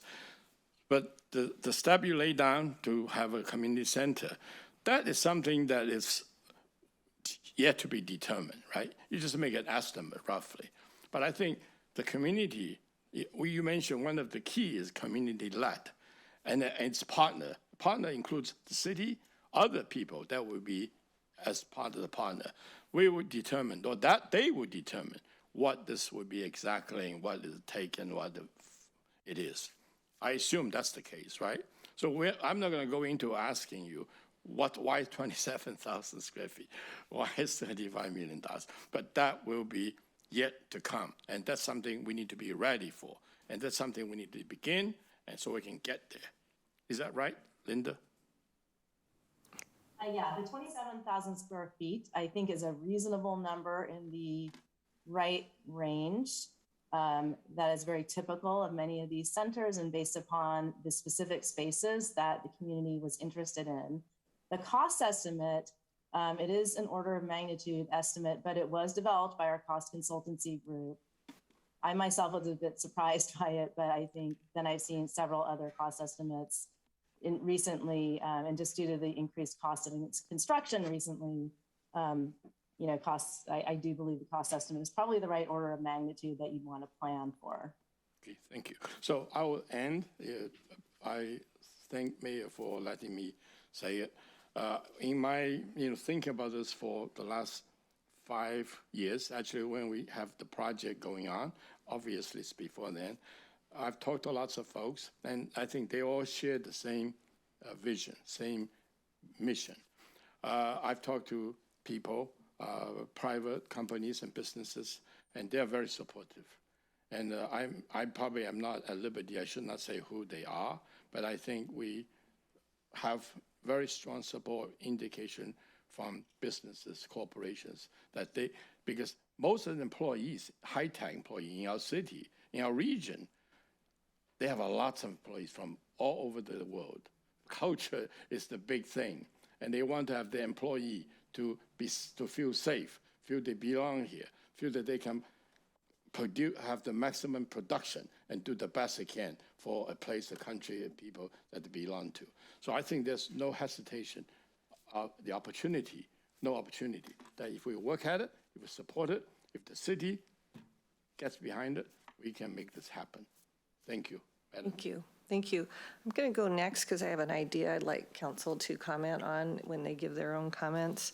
We've been talking for years about PACE, Performing Arts Center on the east side in Bellevue, and we have made a tentative commitment of a lot of money toward that if PACE gets to a certain, and I think that actually maybe the contract has expired and we would have to look at that again. But we've always wanted to have some kind of a performing arts center. And I look at the multicultural center, or the cross-cultural center, excuse me, and the value of that. And I think we're looking at, we can't do both. And we're looking at the same thing, really. We're looking at a home for people to explore their cultures and their arts and share knowledge and celebrate and entertain. And it seems like that would be the first partner I would look at as in talking to Terry Dwyer from PACE. You know, I think I would really encourage us to talk to them and see if instead of looking at splitting the money maybe on two things that we encompass it all in one. And I can't think of a better use of our TOT tax, to be honest with you, when that becomes available to our city. So I am happy with the proposal here. I love the programming idea, but I really want to move quickly and see if we can get on the PACE timeline and work with them. So that would be my recommendation. Councilmember Robertson. Thank you, Ms. Whitehead and Ms. Chu, for coming and doing such a great job. You took 5 years worth of process and distilled it down so well that I think even people that didn't understand and follow the process closely would understand what we've been doing. So excellent job. So I do support moving forward with this. And, you know, as Councilmember Lee said, the way our city is changing, we're already a majority minority city now. We have over 40% foreign born. I would like every city or every building that the city owns to be a cross-cultural center in and of itself as far as programming and as far as use, because that's just who we are as a city. So I love the idea of working to do some of the programming first and capacity building, because I think that, you know, maybe filling up some space that now is underutilized due to COVID, I think that will create momentum. It will drive demand, and it will also build support for the programming as well as a dedicated space of a cross-cultural center. I do like the idea of partnering with PACE, or even potentially repurposing a portion of one of our community centers in the meantime as a dedicated home for this kind of use while we go work and build, support, and stack capital for its own space. In terms of partnerships, we had two people talk today who were both nonprofits interested in this. I know we have businesses that might be interested in funding it. I'm wondering, just like we stack capital with big, bold projects like we're trying to do with the Aquatic Center, is it possible to stack partners? I mean, is it problematic to have more than one partner? I would think that the more partners we have, as long as they're all pushing in the same direction, the better. So and then I have a couple more comments to make, but could someone answer that question? To my right. Okay. I think your partners will come in different forms. Mm-hmm. So when you say, can we have more partners? When we're looking at partnerships for just funding alone, we want to take out our checkbook and give money, as many as we can receive. As we look at the city of Bellevue, we look at the Skylines, these are potential partners, all of the businesses that are here. So how do we collaborate with them is something that when we are going out seeking that support, we would certainly do that. So we would be looking at nonprofit and for-profit as we are seeking partnerships. Okay, that's helpful. The other idea I had that I was thinking of, and actually right after I was thinking it, Ms. Chu put the slide up about the different kinds of hybrid centers and the different funding, is I think we should consider, in addition to looking for partners at PACE and whatnot, I think that we should consider, as we're moving forward with the Wilburton and Bell Red land use plans, seeing if we might put a land use incentive in, a big, bold incentive for someone to build this as part of a project and then dedicate it over to the city for use. That might be a really good partnership. The other thing we could do, and I'm just thinking out loud here, is we own property as well. The city owns property. We could use some of our own property. And I'm not talking about existing park property, although that's a possibility. But some of the commercial property we own, we could partner, put that on an RFP for sale and put a cross-cultural center as the thing that needs to be built in order, and you know, it will affect the price. But there's a lot of different ways we can go about this without having the city write all the checks. So I just think we should be creative in trying to figure out how we can get this done, because I'm very supportive of moving this forward. And I guess that's about all I'll say. I will support the motion. And I also support the mayor's idea of reaching out to PACE, seeing if that could be incorporated into their vision for that space that we all want to see built. Thanks. Thank you. Councilmember Barksdale, followed by Deputy Mayor. All right, thank you, Mayor. Thank you, Dr. Whitehead, and thank you, Linda Joe, on the call here. Really appreciate the presentation. I appreciate the comments already made by Councilmember Lee and Councilmember Robertson. I had a question kind of building on the idea generation. How soon or when do we foresee building another community center, given what Debbie Lacey said in her earlier comments that I think that we're maybe due for maybe another 1 or 2 community centers down the road. Just curious what that might look like. I'll just go through all of them, or if you want to respond now, that's fine too, whichever.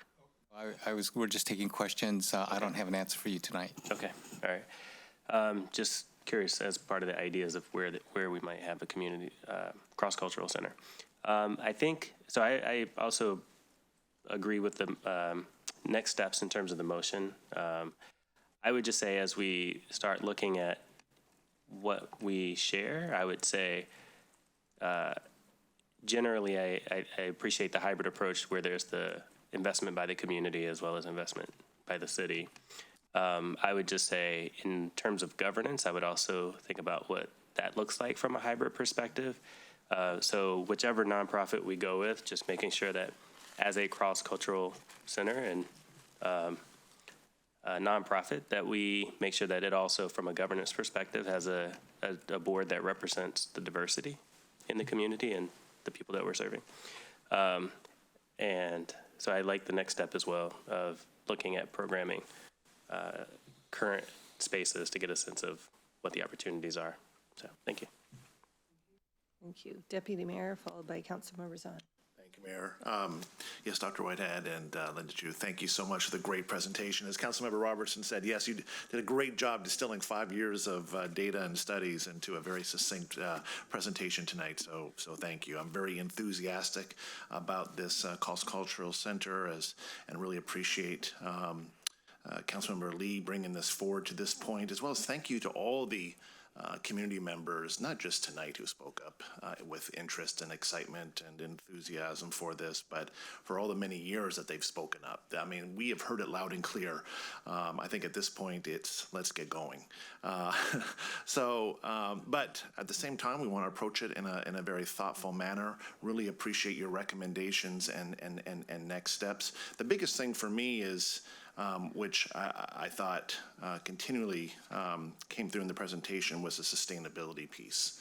You know, and I think that's a real important, when we're looking for those community partners, we're looking for, and I'm thinking about the actual physical space now, not just the programming space, so that's important as well, but you know, I think we'd all be kicking ourselves if we built this beautiful facility that brings a community together, the engagement, cross-cultural engagement, yet we haven't figured out how to make it sustainable.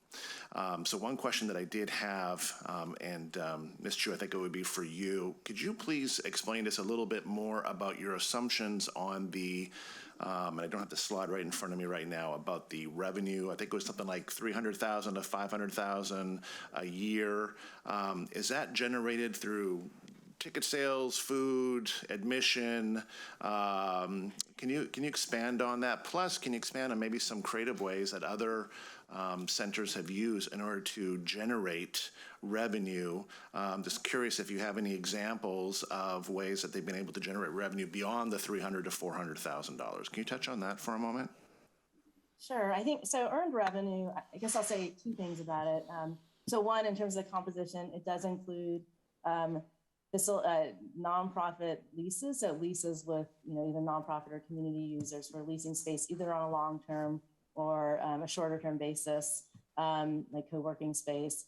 It includes, I think the primary source of revenue is facility rentals, or basically usage fees for the different spaces in the facility.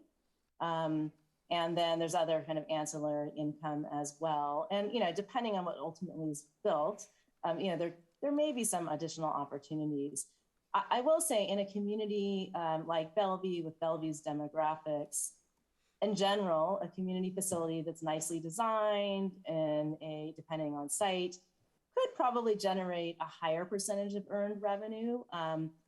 But a lot of that may be more kind of market rate rentals. We did include some market rate rentals because every public facility will get used for kind of private market rate rentals, sometimes corporate rentals that are not necessarily related to the mission of the organization. It's, I think they're constantly balancing, mission versus money and making decisions about usage based upon that.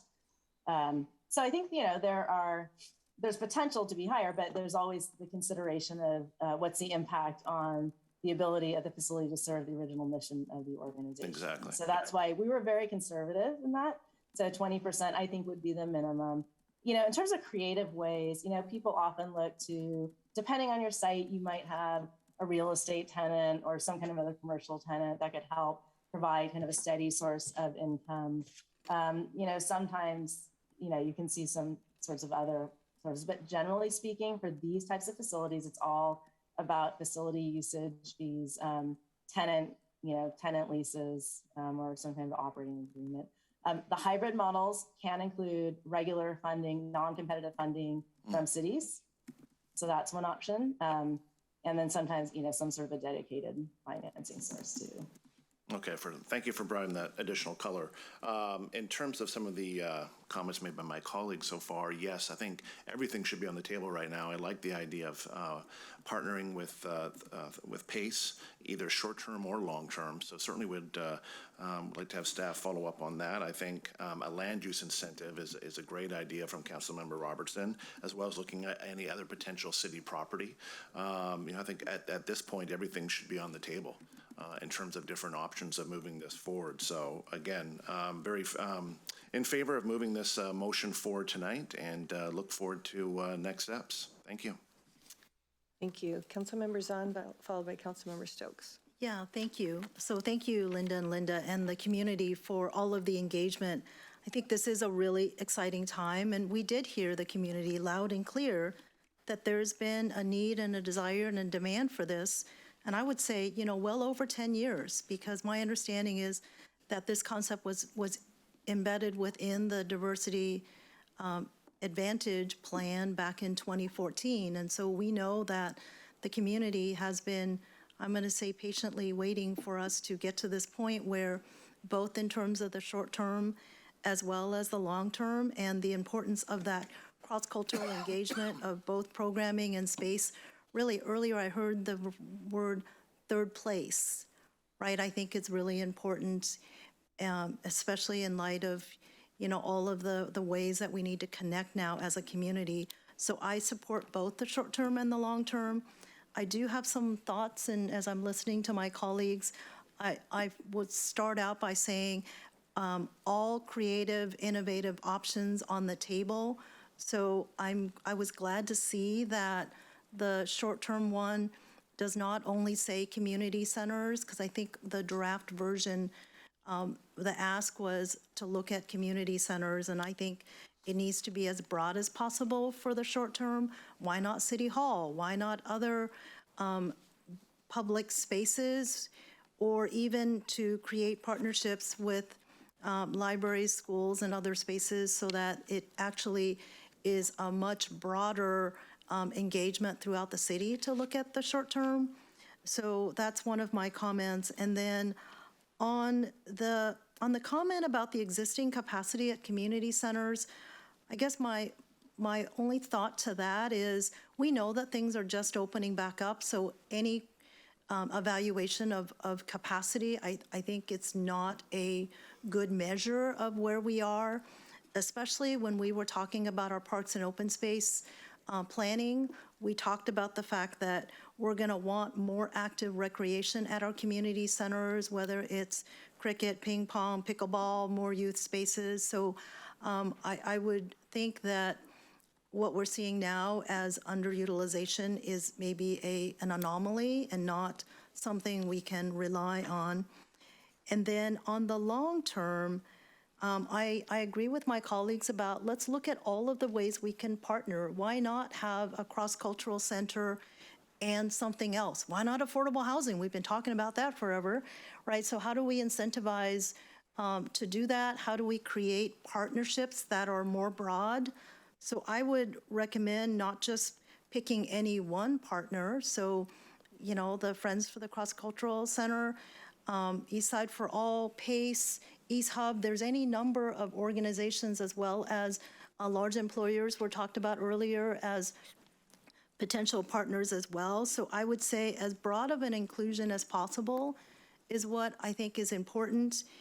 And then to the piece about the earned revenue, my one caution would be that when I think about a cross-cultural center, it should be accessible for all, where people can come and have that sense of belonging and the ability to co-create together about what that space.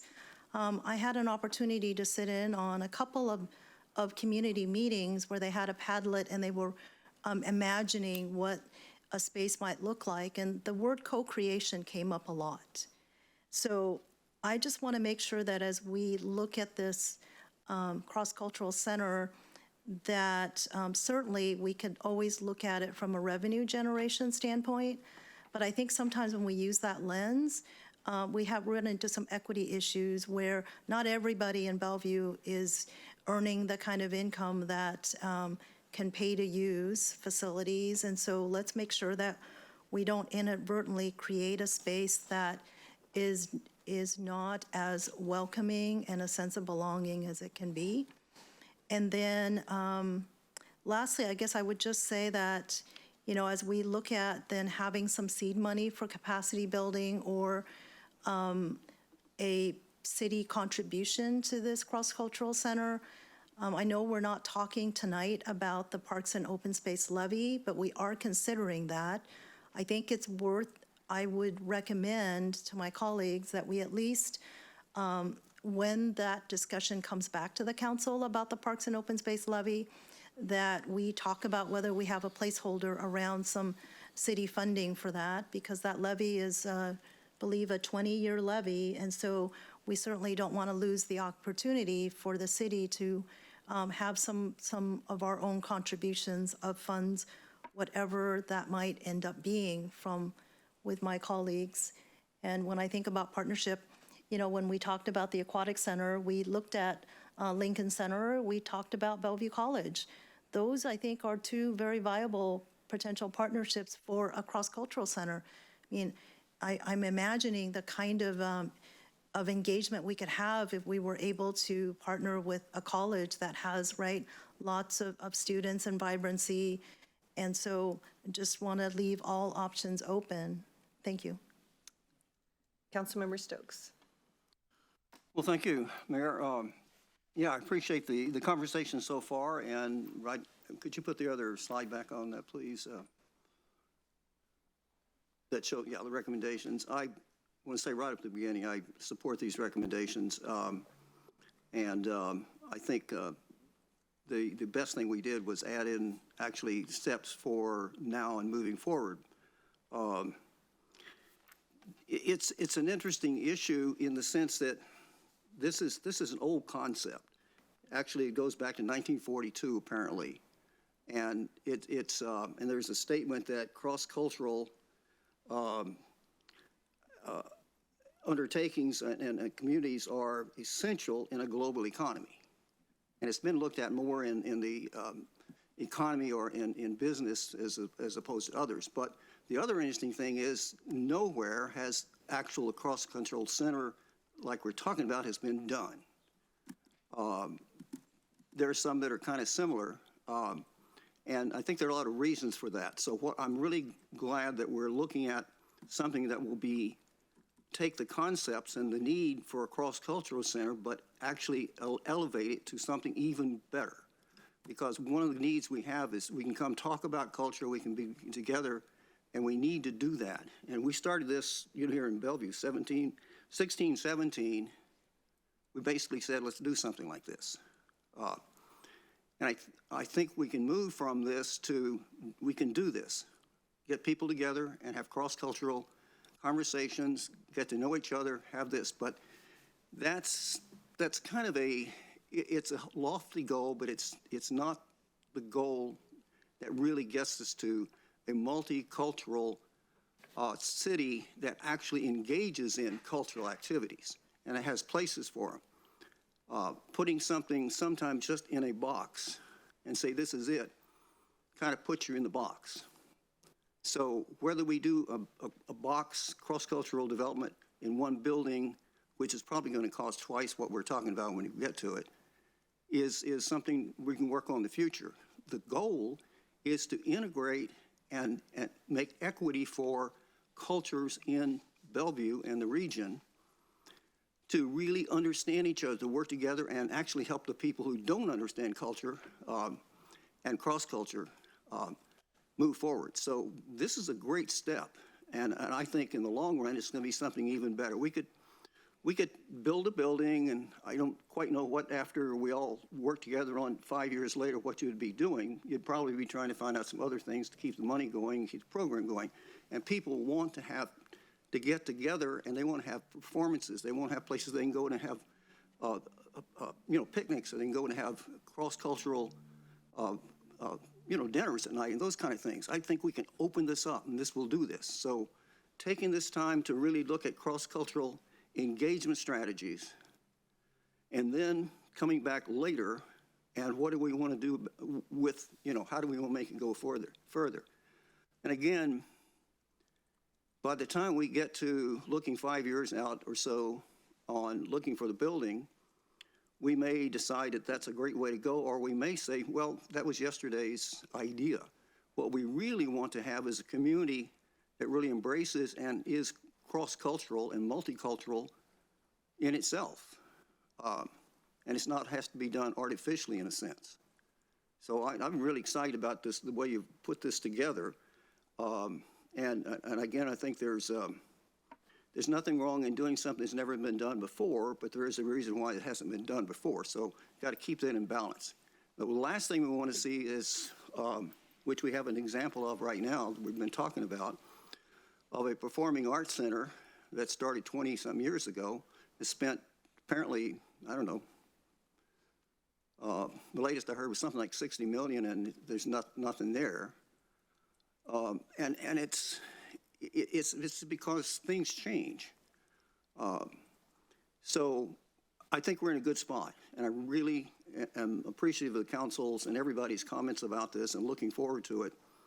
And the other thing we have to put this in context in, and this affects everybody here and is a multicultural issue, is homelessness, affordable housing, the need for something that is a lot more expensive, an aquatic center, more community centers, more places where people can gather, more places where people can have events.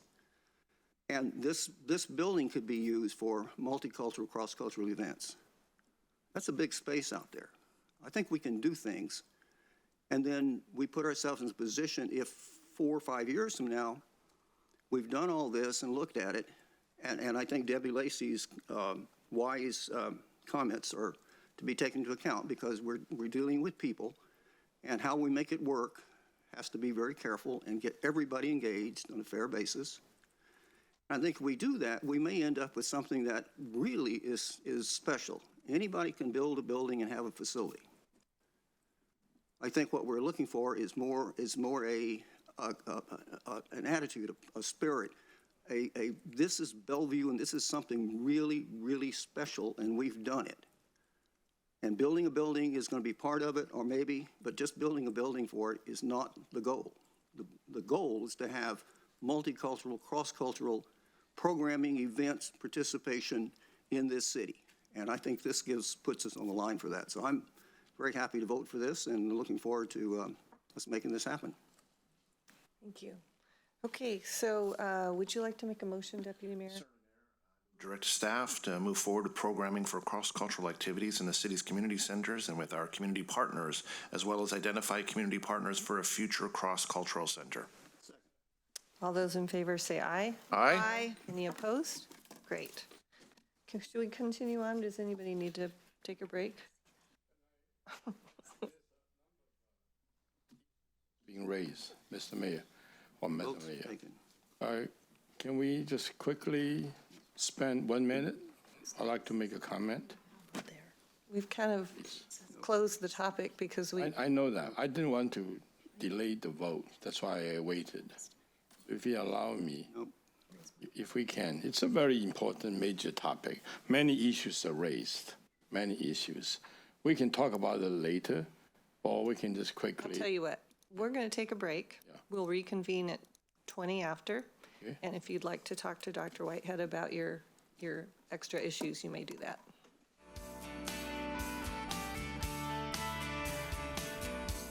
Okay, we're reconvened here. Mr. Miyake, what is our third of 3 study session items? The third and last item on your study session agenda is an informational update on our retail study the economic development staff are about to undertake. And just for council's awareness, conducting this study is consistent with the 2020 Economic Development Plan, which was adopted by council.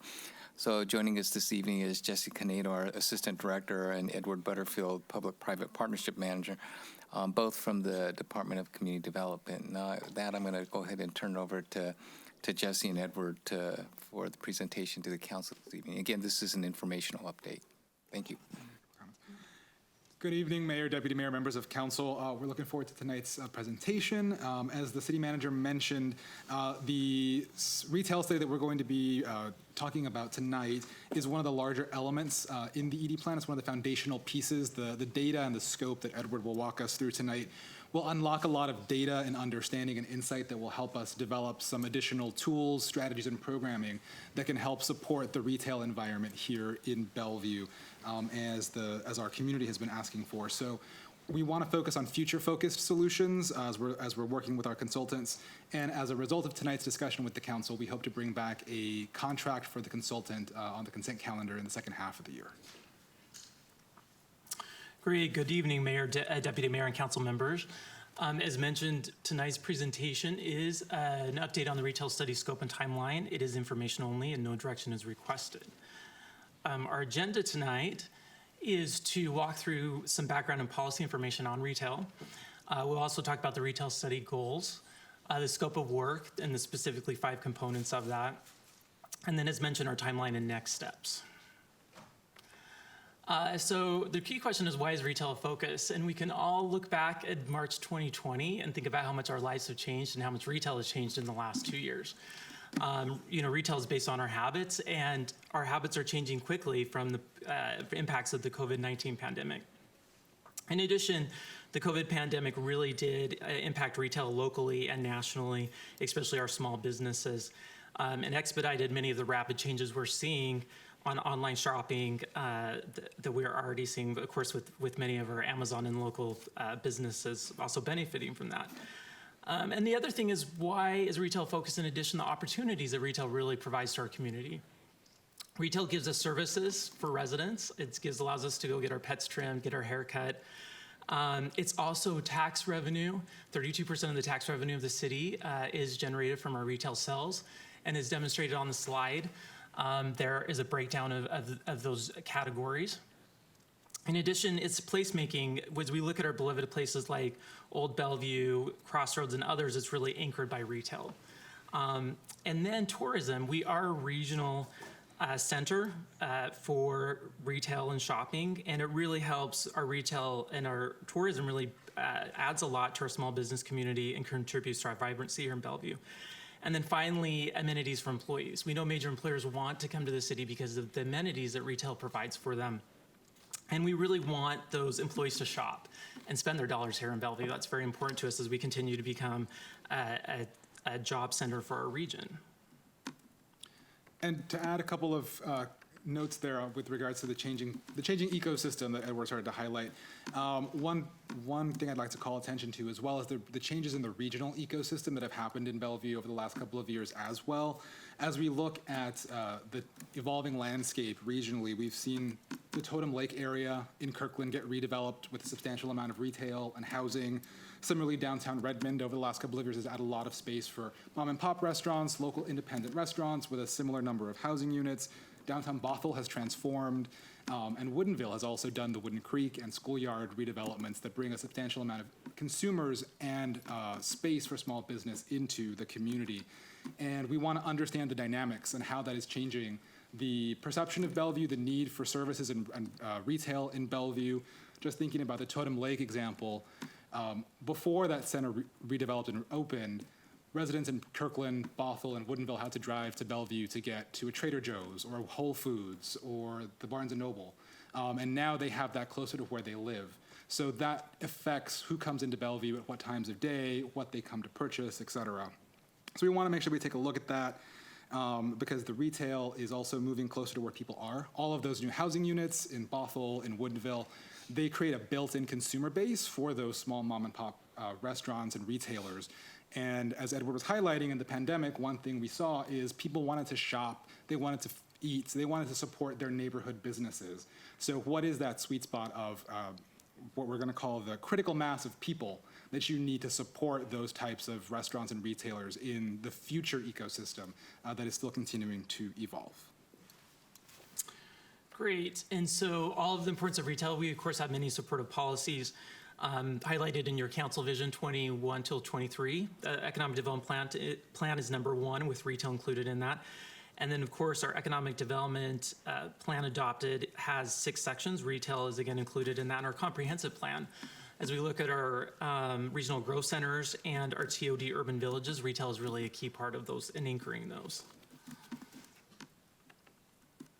Great, and so our goals for the retail study are really high level, 2 high level goals. The first one is we really want to define the current future retail needs through the study. It's going to be really data informed approach and will provide us key economic and market information.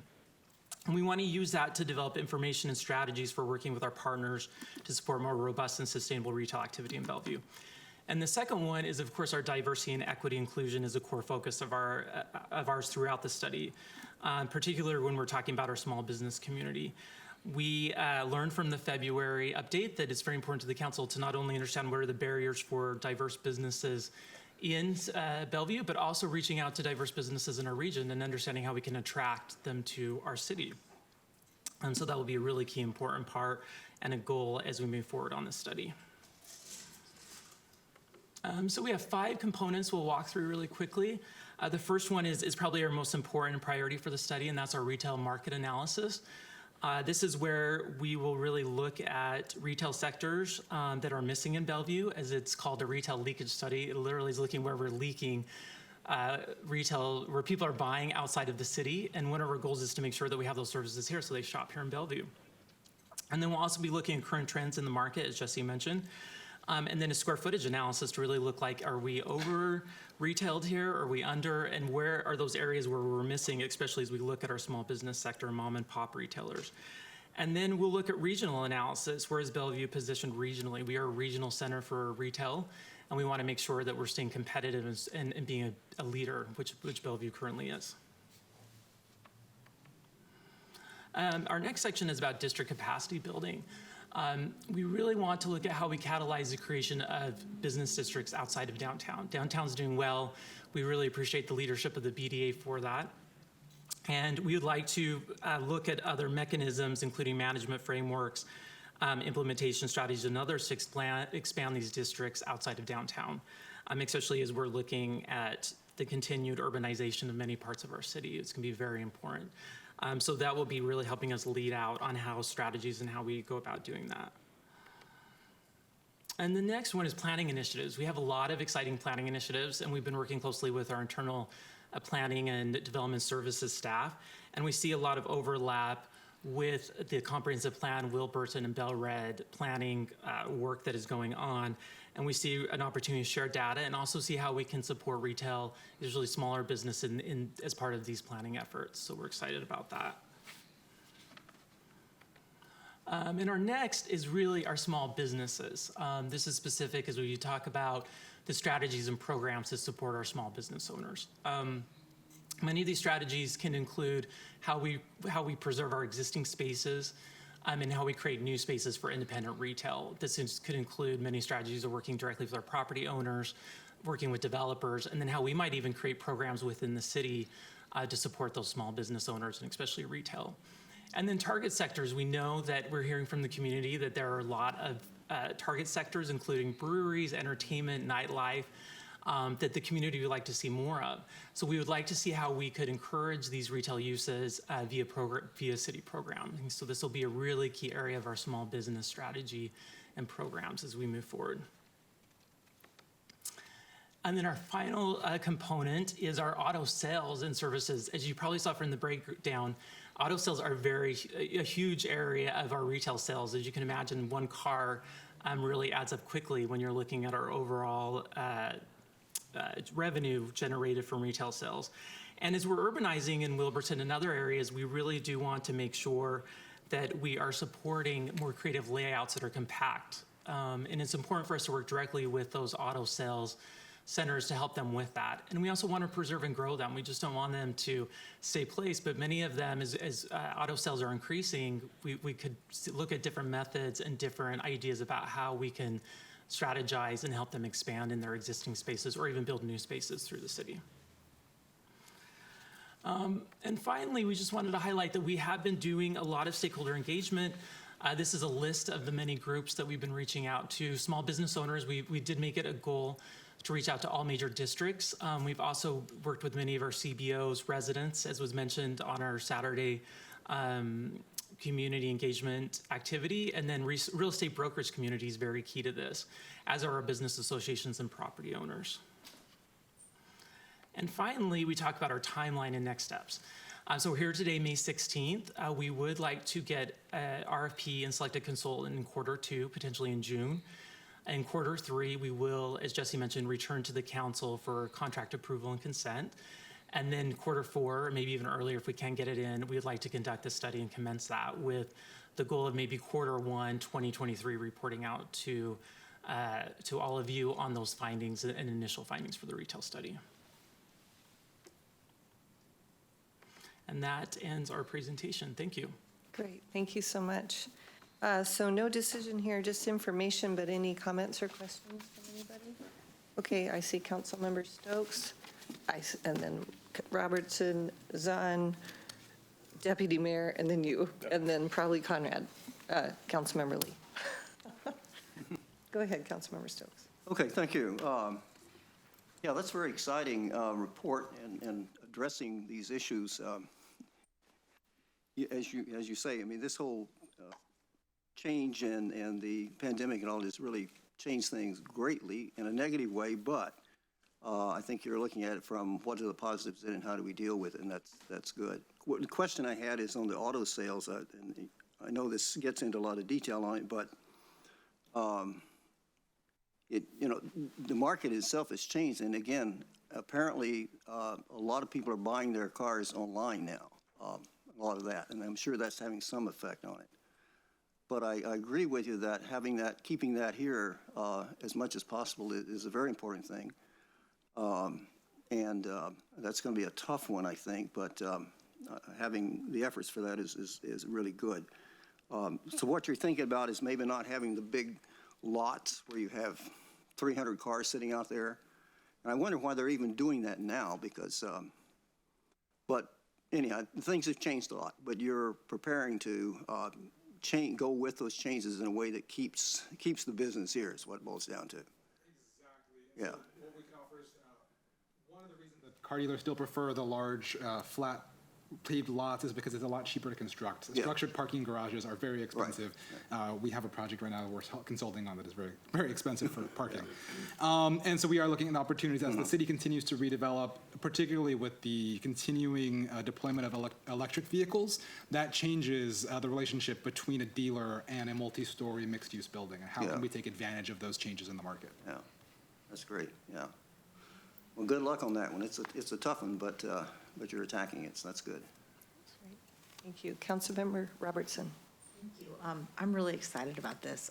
Thank you so much for coming and doing the presentation, gentlemen. I think that this is going to be really, really good information that will help us and help our businesses figure out how to best grow in Bellevue. I wholeheartedly agree with Councilmember Stokes about the auto sales. I know that those are a big component. They always have been. And I think that finding ways to reduce footprints of those kind of businesses so that as the city gets more dense, while they can still be successful, would be very, very helpful. I think we also want to keep our eye on making sure that we continue to provide space for other big ticket items. I know cars are the biggest because there aren't very many purchases aside from a home, other than a motor vehicle.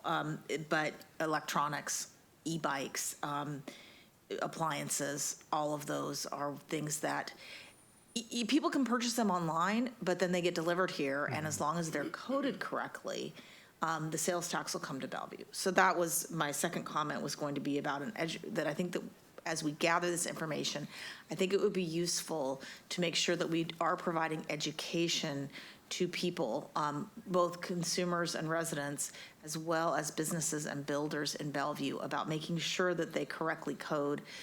If you're ordering something, make sure that it is delivered to a Bellevue address, so the sales tax comes to Bellevue. In my case, whether it's my home or my business, it generates sales tax for Bellevue wherever I get it delivered. But some people don't, and if they have it delivered to their business and the sales tax is wrongly coded, then it doesn't come to our city where it should. Same thing with construction materials. I've seen this where sometimes builders will have the items delivered. They might code the sales tax to be delivered to where they are, not where it's going to be used in the Bellevue building. And so that can be a problem too. So I think we want to make sure that we give education to our builders to make sure that they are coding where the construction materials are used is where the sales tax should be paid. That doesn't always happen in my experience. And I guess that's it. Just really excited to see this. Good luck. Go forth and learn and bring it back to us. Thank you. Thank you. Councilmember Zahn, followed by Deputy Mayor. Yes, thank you, Jesse and Edward. Looking forward to having this retail study done. I was thinking about Destination Bellevue had their award ceremony just a couple weeks ago, and John Howie spoke about, right, that making sure that we are really looking at what is saturation. So I would think both in terms of missed opportunity or leakage analysis, but also looking at those spaces where, as you said, there's not enough critical mass to support the level of certain types of retail that we might have, and just be understanding the importance of that. Some questions that I have, and I'll just put them out there and you can respond at the end.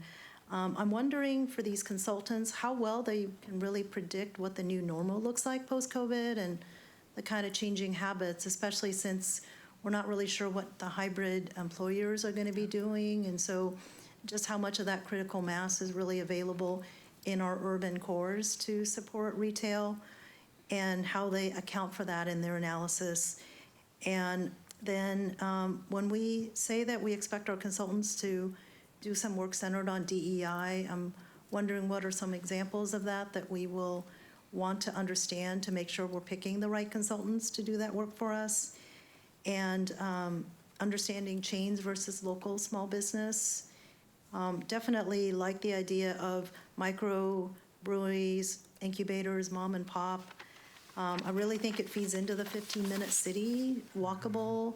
So, and also making sure that our neighborhood retail actually has the kind of services that our residents need, so they don't have to get in their car if they don't want to. I mean, it's like as they're walking to, pick up their dry cleaning or pick up some food, that they're going to run into their neighbors.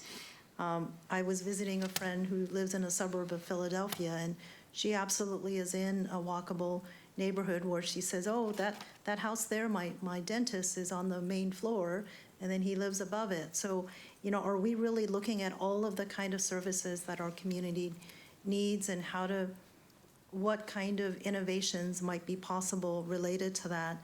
I agree about the auto sales and making sure that the higher sales tax pieces are here, but I also want to make sure that we're looking at how we attract the ones that maybe don't make a huge amount of revenue for us. But I'd love to see a zero waste store here. There's one in Kirkland, right? So what are some retail that might support green businesses and green products that we might be able to have here? And then lastly, will the retail study, or maybe we already do this, do we have an inventory or mapping of our small and diverse businesses throughout the city, so we can get a sense for right? Who's here, how we make sure that as we look at the retail study and add more retail, that we don't somehow inadvertently displace a lot of those that are legacy business owners that are in Bellevue. So I definitely want to make sure that we keep that in mind as well. And so there were some comments and some questions in there. Absolutely. I'll tackle a couple of those, and then Edward will cover the balance. So let's see. So we'll start with regards to data. We have some challenges with data collection currently. Bellevue's business license is a lifetime license, which means you have the benefit of paying once, and as long as your business is open, you have a license. But that means we don't have a lot of great data on businesses after they've closed. So we are looking at some different opportunities to right-size that. We're working with tax and finance to figure out some alternative methods. And we're also doing now, to try and supplement the data, we're doing more neighborhood walks. We've got some staff that is going out to the different parts of Bellevue. They've done a walk with the Chamber in Crossroads and Factoria. They visited the Newport Hill Shopping Center in the first quarter of this year to speak with the different business owners and business managers. So we're trying to find some different ways to collect the data and help us understand who's out there and what the needs are. And that will also, I think, be part of the work we do with the consultant to understand what is the makeup of our business ownership. And to your point, council members, on the work with the consultant will help us understand some of those saturation points and how we might be able to encourage the market or the brokers to work with different business types that might not normally find a lease. Because as Councilmember Zahn noted, during the Visit Bellevue Awards a couple of weeks ago, one of our most famous restaurateurs in the city noted how one of his worst years was actually the year that all of the restaurants opened in Bellevue, because there were more restaurants than there were consumers to take them up. So we do understand that saturation can become a very, very negative thing for the feasibility of businesses. So we will look for ways to bring new things into the market. Yeah, and I think when it comes to diversity, equity, inclusion, this is a new idea of how we embed this in all of our studies. And so I think there'll be some lessons learned for sure. But we are making it a central goal of that, and that will include how our consultant engages with the community, ensuring that they have an equitable engagement plan, and also having kind of the results data-driven, that surveys and other things are reflecting that. So definitely more to come, but as said, I think this is kind of our next step of making sure this is always a part of all of our study components. So we will I will definitely can follow up with more examples in the future as we work with our consultant community, also working with them to ensure that they're thinking about that firsthand. Great, thank you. Deputy Mayor, followed by Councilmember Barksdale. All right, thank you, Mayor. And thanks, Jesse and Edward. Really look forward to getting this presentation back, or this survey and study back. It's going to be great, and I'm sure a lot of folks will be able to make very good use of it as well. Just a couple of thoughts that I have. I don't think I have, well, I have one question, but just a lot of thoughts around the study. So you've mentioned it, but I just want to reiterate that this should really go beyond downtown, and it should really get to other parts of the city, especially those aspects of the city that have been suffering from a retail perspective, be it Newport Hills, be it the Lake Hills Village, for example, which is only about half full still, even being open for all these many, many years. And there's some fantastic retailers and restaurants in there, but it's still only half full. Why? I don't know. And Factoria as another example. You had mentioned some retail leakage, but specifically I'd be really interested in some of this amenities leakage. And from that perspective, not only for, because rightly so, business want those amenities for their employees, but I'm also curious from a resident perspective as well. What other amenities are they looking for? So hopefully that will be included in the study as well. And then I really would be interested in making sure we understand who the stakeholders that you have spoken to. When you do come back, again, getting back to making sure this is kind of a full city study. I would like to see, equal amounts from every part of the city, again, not just downtown. And then on the piece about what Bellevue doesn't have, because my perspective on this is that we're doing a lot of great things, and there's a lot of great things that we can build on. So depending on the lens that this study will have, my perspective is, hey, let's build on the things that are working right now. What can we do to enhance, grow, or that nuanced approach of building on our current successes already? Maybe a terrible example, but you mentioned microbreweries. I like microbreweries. Maybe that would work in Bellevue. But maybe, on the other hand, from a regional perspective, we're known for our great wines, and we're right next to Woodinville. Maybe opening up more wine tasting facilities makes more sense. So, terrible example, but an example, nevertheless, of just taking advantage of what we can offer regionally, tying in those perspectives and those opportunities, and then building on our successes versus always just looking for that bright, shiny new thing that we might want to do. Thank you. Absolutely, Deputy Mayor. We will. This is definitely a citywide study, so we will. And as a Lake Hills resident, I also would love to have some wine tasting closer to home. But we will definitely be taking an assets-based approach and trying to figure out what is the niche for individual neighborhoods, individual business districts, and what are some of the gaps that those different neighborhoods can play to help bring them back to life. Great, thank you. Councilmember Barksdale, followed by Councilmember Lee. All right, thank you, Mayor. So, as you can imagine, I am so thrilled about this study and the focus on mom and pop shops. And, when you were talking about the retail leakage, one of the things that came to mind for me were services that, from a cultural perspective, where people aren't able to get the services that they need.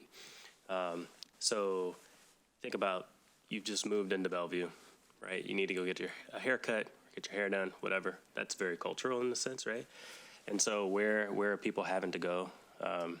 I can say I don't think there are a lot of places for Black people to get their hair cut or hair done. So I guess I would just say, as we think about it, I think I mentioned this point before of looking beyond the city actually as well, not just, and I think it was in the report. So that plays a really big role in whether people feel connected in our city, right? And with our city, in our community. The other one is, I'm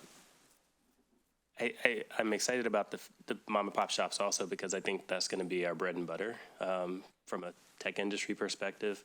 There's going to be a mix in terms of which companies require employees to return to the office. I don't think it's going to be a return back to, I'm just speculating here, but being in the tech industry, I don't think there's going to be a full swing back. So what's going to draw people are those mom and pop shops and those businesses that exist, that don't exist elsewhere. I think that's going to be really important. And really appreciate the DEI lens there, not only in terms of the outreach, but also in terms of the which businesses you look to, outside the city as well, who may want to be in the city but can't afford to currently, and also just the services that I mentioned before. So, and in terms of the data, you mentioned tax and finance, but maybe utilities data, just a thought, would also help provide some perspective about which companies are still here. Good point. Okay, thank you. Councilmember Lee. Thank you. I appreciate, your effort to identify, the things that you need to do, right, to make sure that we don't miss anything. We're reconnected, and it's been said. What I'm concerned is and interested that you might want to get some assurance for me. How do you do it, and how well do you do it? You mentioned earlier about the system, trying to get data from businesses. And you mentioned that it's hard to get them because once they got a business, they are there forever. So you don't know who's not still there, who's not there. So it's not what you are looking for, but it's how good the data is, what you're going to get you the information you already need. When you implement it, it's going to work. It's going to give you what we're looking for. So I would rather have you have a way, a system, structure, a process to get information necessary for you to do what you want to do. And I don't know what they all are, right? I mean, you are figuring out what to do, what not to do, how it's going to impact our business, small business, pop and mom, and whatever type of business. Everybody's expressed an interest to make sure that they are going to be helped, auto service, whatever. But to do that, you got to have good information. That's what I'm looking at. Thanks. Absolutely. Thank you. So as my fellow council members have said, I think everything we do from here on out should have an equity and sustainability lens. And it sounds like you get that, and I appreciate it. You know, our retail organizations are so excited about this study. I've talked to a number of them, and they're really, you know, happy that you're doing this and looking forward to the results. So thank you. Car sales, you know, we have some amazing family-owned car businesses here in Bellevue that really offer more than just selling you the car. They, you know, they stay with you. They're there if anything goes wrong. If you want to trade it in for something else, they remember who you are.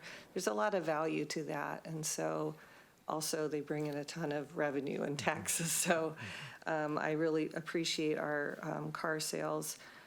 One thing to think about, Jesse, you and I met with ARTMA last week, and I hope that that's part of the study, is looking at where community arts organizations might be able to display their local art, like at Newport Hills or in Lake Hills, in some of those retail spaces that we have a part of the study looking at avenues for display of local art. I really appreciate that. On that note, yes, absolutely. So the results of the study will help us understand, are there ways to work with brokers that might be able to utilize vacant space for art or other pop-ups? And then also, how do we help, how do we get organizations like the Old Bellevue Merchants Association to help us make those connections between the artists and the small businesses that can help create that community and put the art out into the community, as well as also helping stand up some of those merchant organizations in other neighborhoods across the city so that we can have a more equal level of service across Bellevue. Terrific. Okay, thank you so much. Oh, Councilmember Zahn. Actually, I just wanted to mention, since you brought up pop-ups, that if you go to Factoria Mall, I was just there yesterday, there is a vacant space where there is a pop-up of art. I think it's called Colors, from Newport High School students. It's right next to the Panera and the seating right there. So it's already happening, and we should be hopefully seeing more of that. So just wanted to put a plug out there for that. Any other comments or questions? Okay, great. Thank you so much. All right, we have one more thing. It's an ordinance. We are now down to other ordinances, resolutions, and motions, and we're looking at ordinance 6662, which is being brought back per council direction and feedback. We're returning tonight with an updated proposed ordinance to reinstate limitations on remote participation of our boards and commissions. And so joining us this evening is Kathy Girl, our city attorney's, from our city attorney's office, city attorney, for a brief presentation and to answer any questions the council may have before you take action on this ordinance. Kathy? Thank you, Mr. Miyake. Good evening, council. Before diving into the specifics of this particular ordinance, I thought it would be helpful, since this is the third touch on this for the council, to just recap briefly where we've been and where we are now. So before COVID, the code said no more than 2 members could participate remotely of any board or commission, and it was limited to, at any one meeting, and each member was limited to no more than 4 times per year, 4 meetings to participate in remotely per year. Those restrictions were taken out of the code during COVID so that the boards could meet fully remotely. And then in March, staff came back to the council now that the boards can meet in person to ask for direction on an ordinance.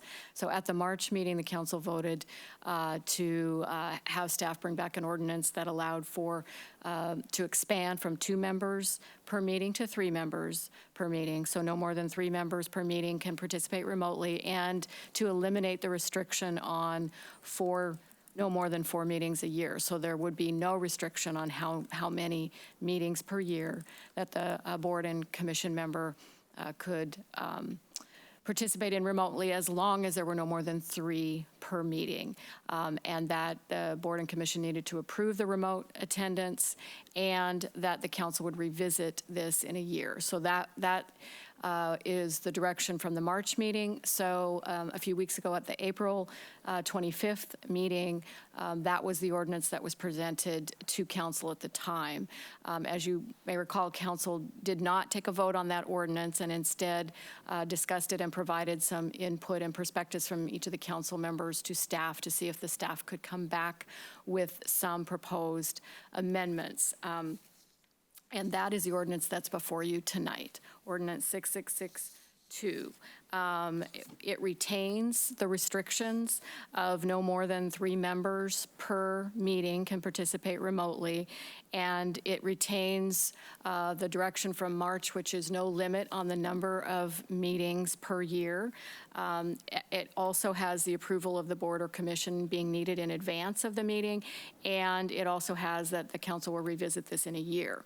But there are 2 proposed amendments to that version that were added to try to address some of the themes that we heard, that staff heard coming out of your discussion at your April 25th meeting. And those are, first, a concept was discussed about a statement of recognizing the value of in-person attendance and encouraging it while also recognizing that for a variety of reasons, it may not be practicable for members to participate in person.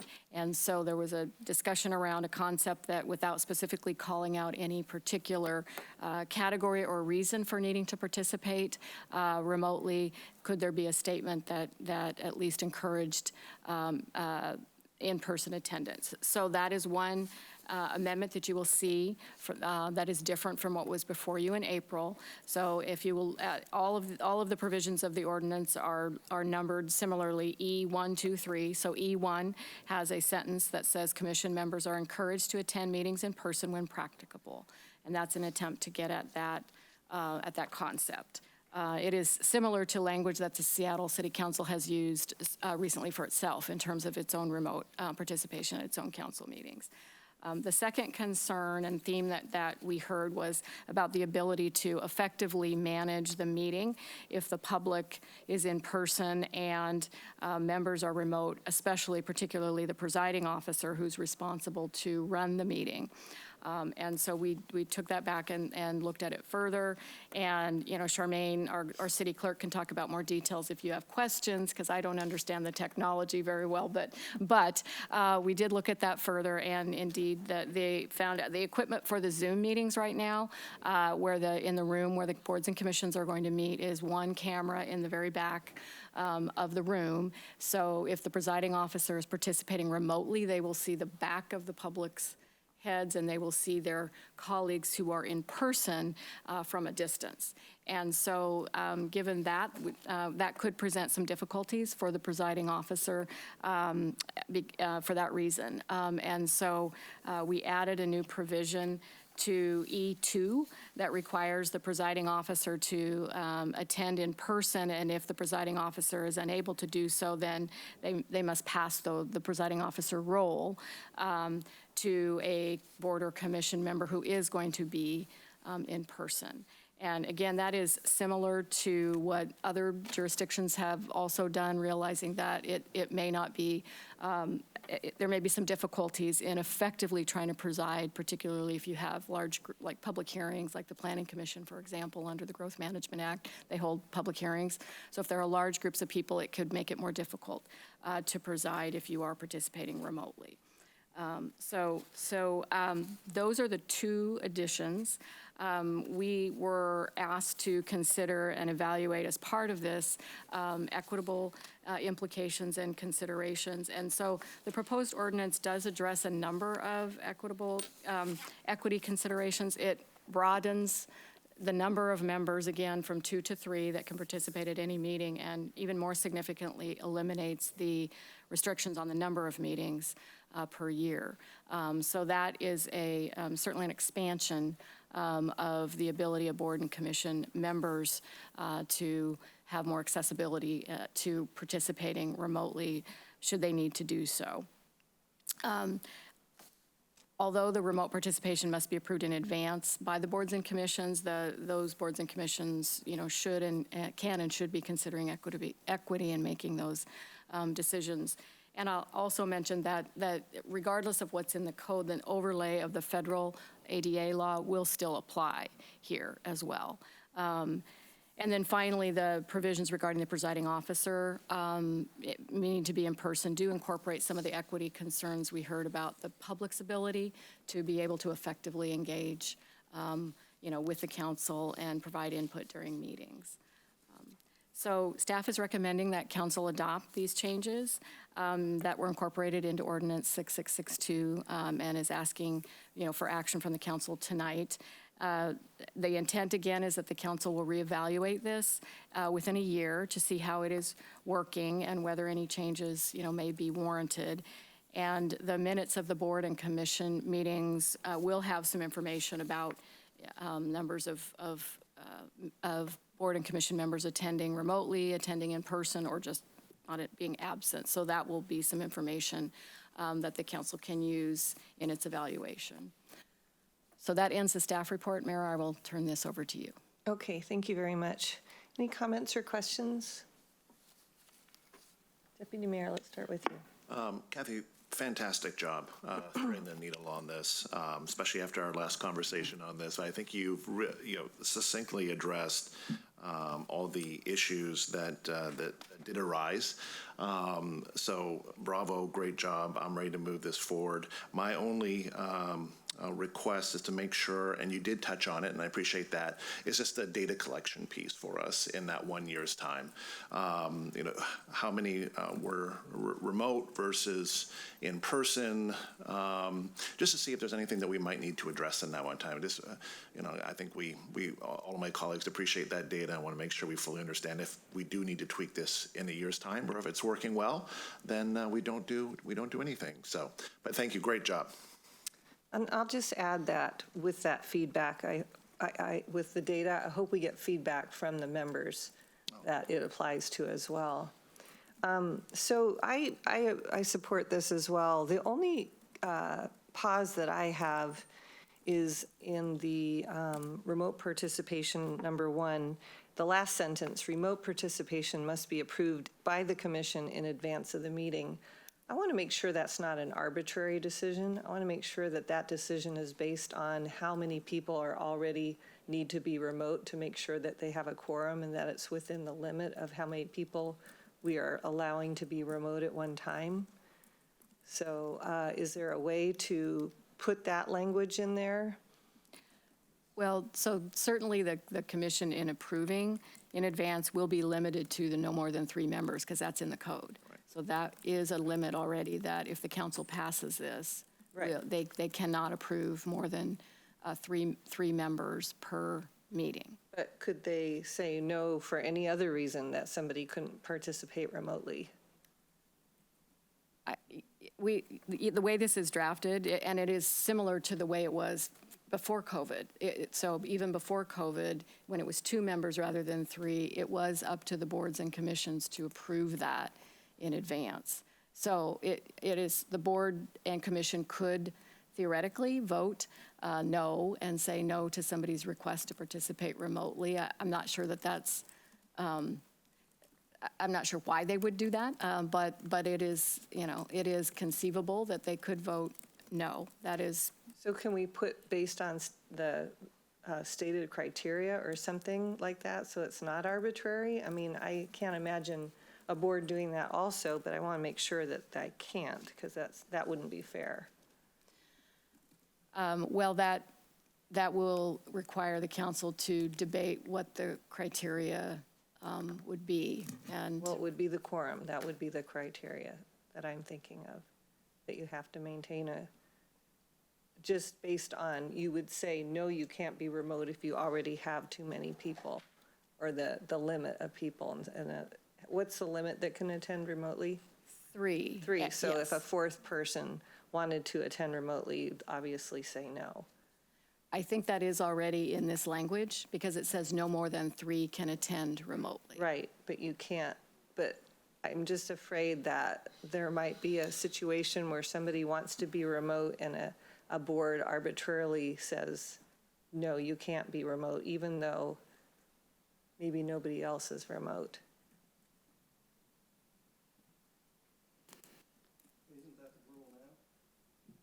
That is the rule now, is that the boards are allowed to approve or not any Well, we requests can for remote reassess it in a year, participation. and we'll get feedback from the members. Okay, that's fine. Thank you. Councilmember Zahn. Yeah, thank you. Thank you, Kathy. I support this as written. I appreciate the work that you've done to thread a needle through this. And you and I chatted about that, you know, as we move along, I know we're going to be coming back and doing a review. I'm hoping that at some point we will actually go back and look at our various codes from an equity review, because the sentence in the second sentence in E1 where a member not able to be physically present for a meeting, I might have wanted to see that more as a member not able to attend the meeting in person, just so that we're using inclusive language without having to use words about, you know, physically, because it just seems to connotate maybe some language that we could choose some different language for. So I am going to support this as written, just more of a, as time allows, maybe there's an opportunity to really look at our codes from a holistic equity review. Yes, absolutely. Yeah, I appreciate that. Councilmember Robertson. I support this as well. I think that this is a nice compromise, and I think that it gets to a lot of my concerns. And I'm fine with it as written. I join with Deputy Mayor Newenhouse about wanting to make sure that we do have that good information in a year when we revisit this, including getting feedback, complaints or kudos from the members themselves, but also from staff, members of the public, stakeholders, people who have lived with it for a year and seen how it works. I think that would be really helpful. And then the data tracking. How many people are? Do we have quorum issues? Do we have a quorum in the room? Do we have? Is it being something where people are using it intermittently? Do we have the same people using it? I'm not naming names or anything. Same people using it every time. So that we can understand how it's all working. That would be really, really helpful. But otherwise, I appreciate the hard work and the discussion that this council's had about this really important issue. Thanks. Any other comments or questions? Councilmember Lee. I support also as a liaison for a number of commissions, boards. This is what I hope to achieve anyway, to talk to the board members, to the staff, and then convey whatever, that is working or not working. So this is a great way to do it. Okay. Councilmember Stokes. Yeah, I'm in favor of this, I would echo Councilmember Robertson's comments, and I think this is a reasonable approach, and we'll look at it next year. Okay. Councilmember Zahn. I noticed that, I'm sure that staff will catch this, but your name is missing an E. Thank you. Just thought I would let you know that. Yeah, it won't be official. Thank you. Scribner's error. All right. So is there a motion? There is, Mayor. I move to adopt Ordinance 6662, amending sections of the Bellevue City Code to reinstate limitations on members of commissions and boards attending meetings remotely. Second. All those in favor say aye. Aye. Any opposed? All right, that passes, and we are adjourned.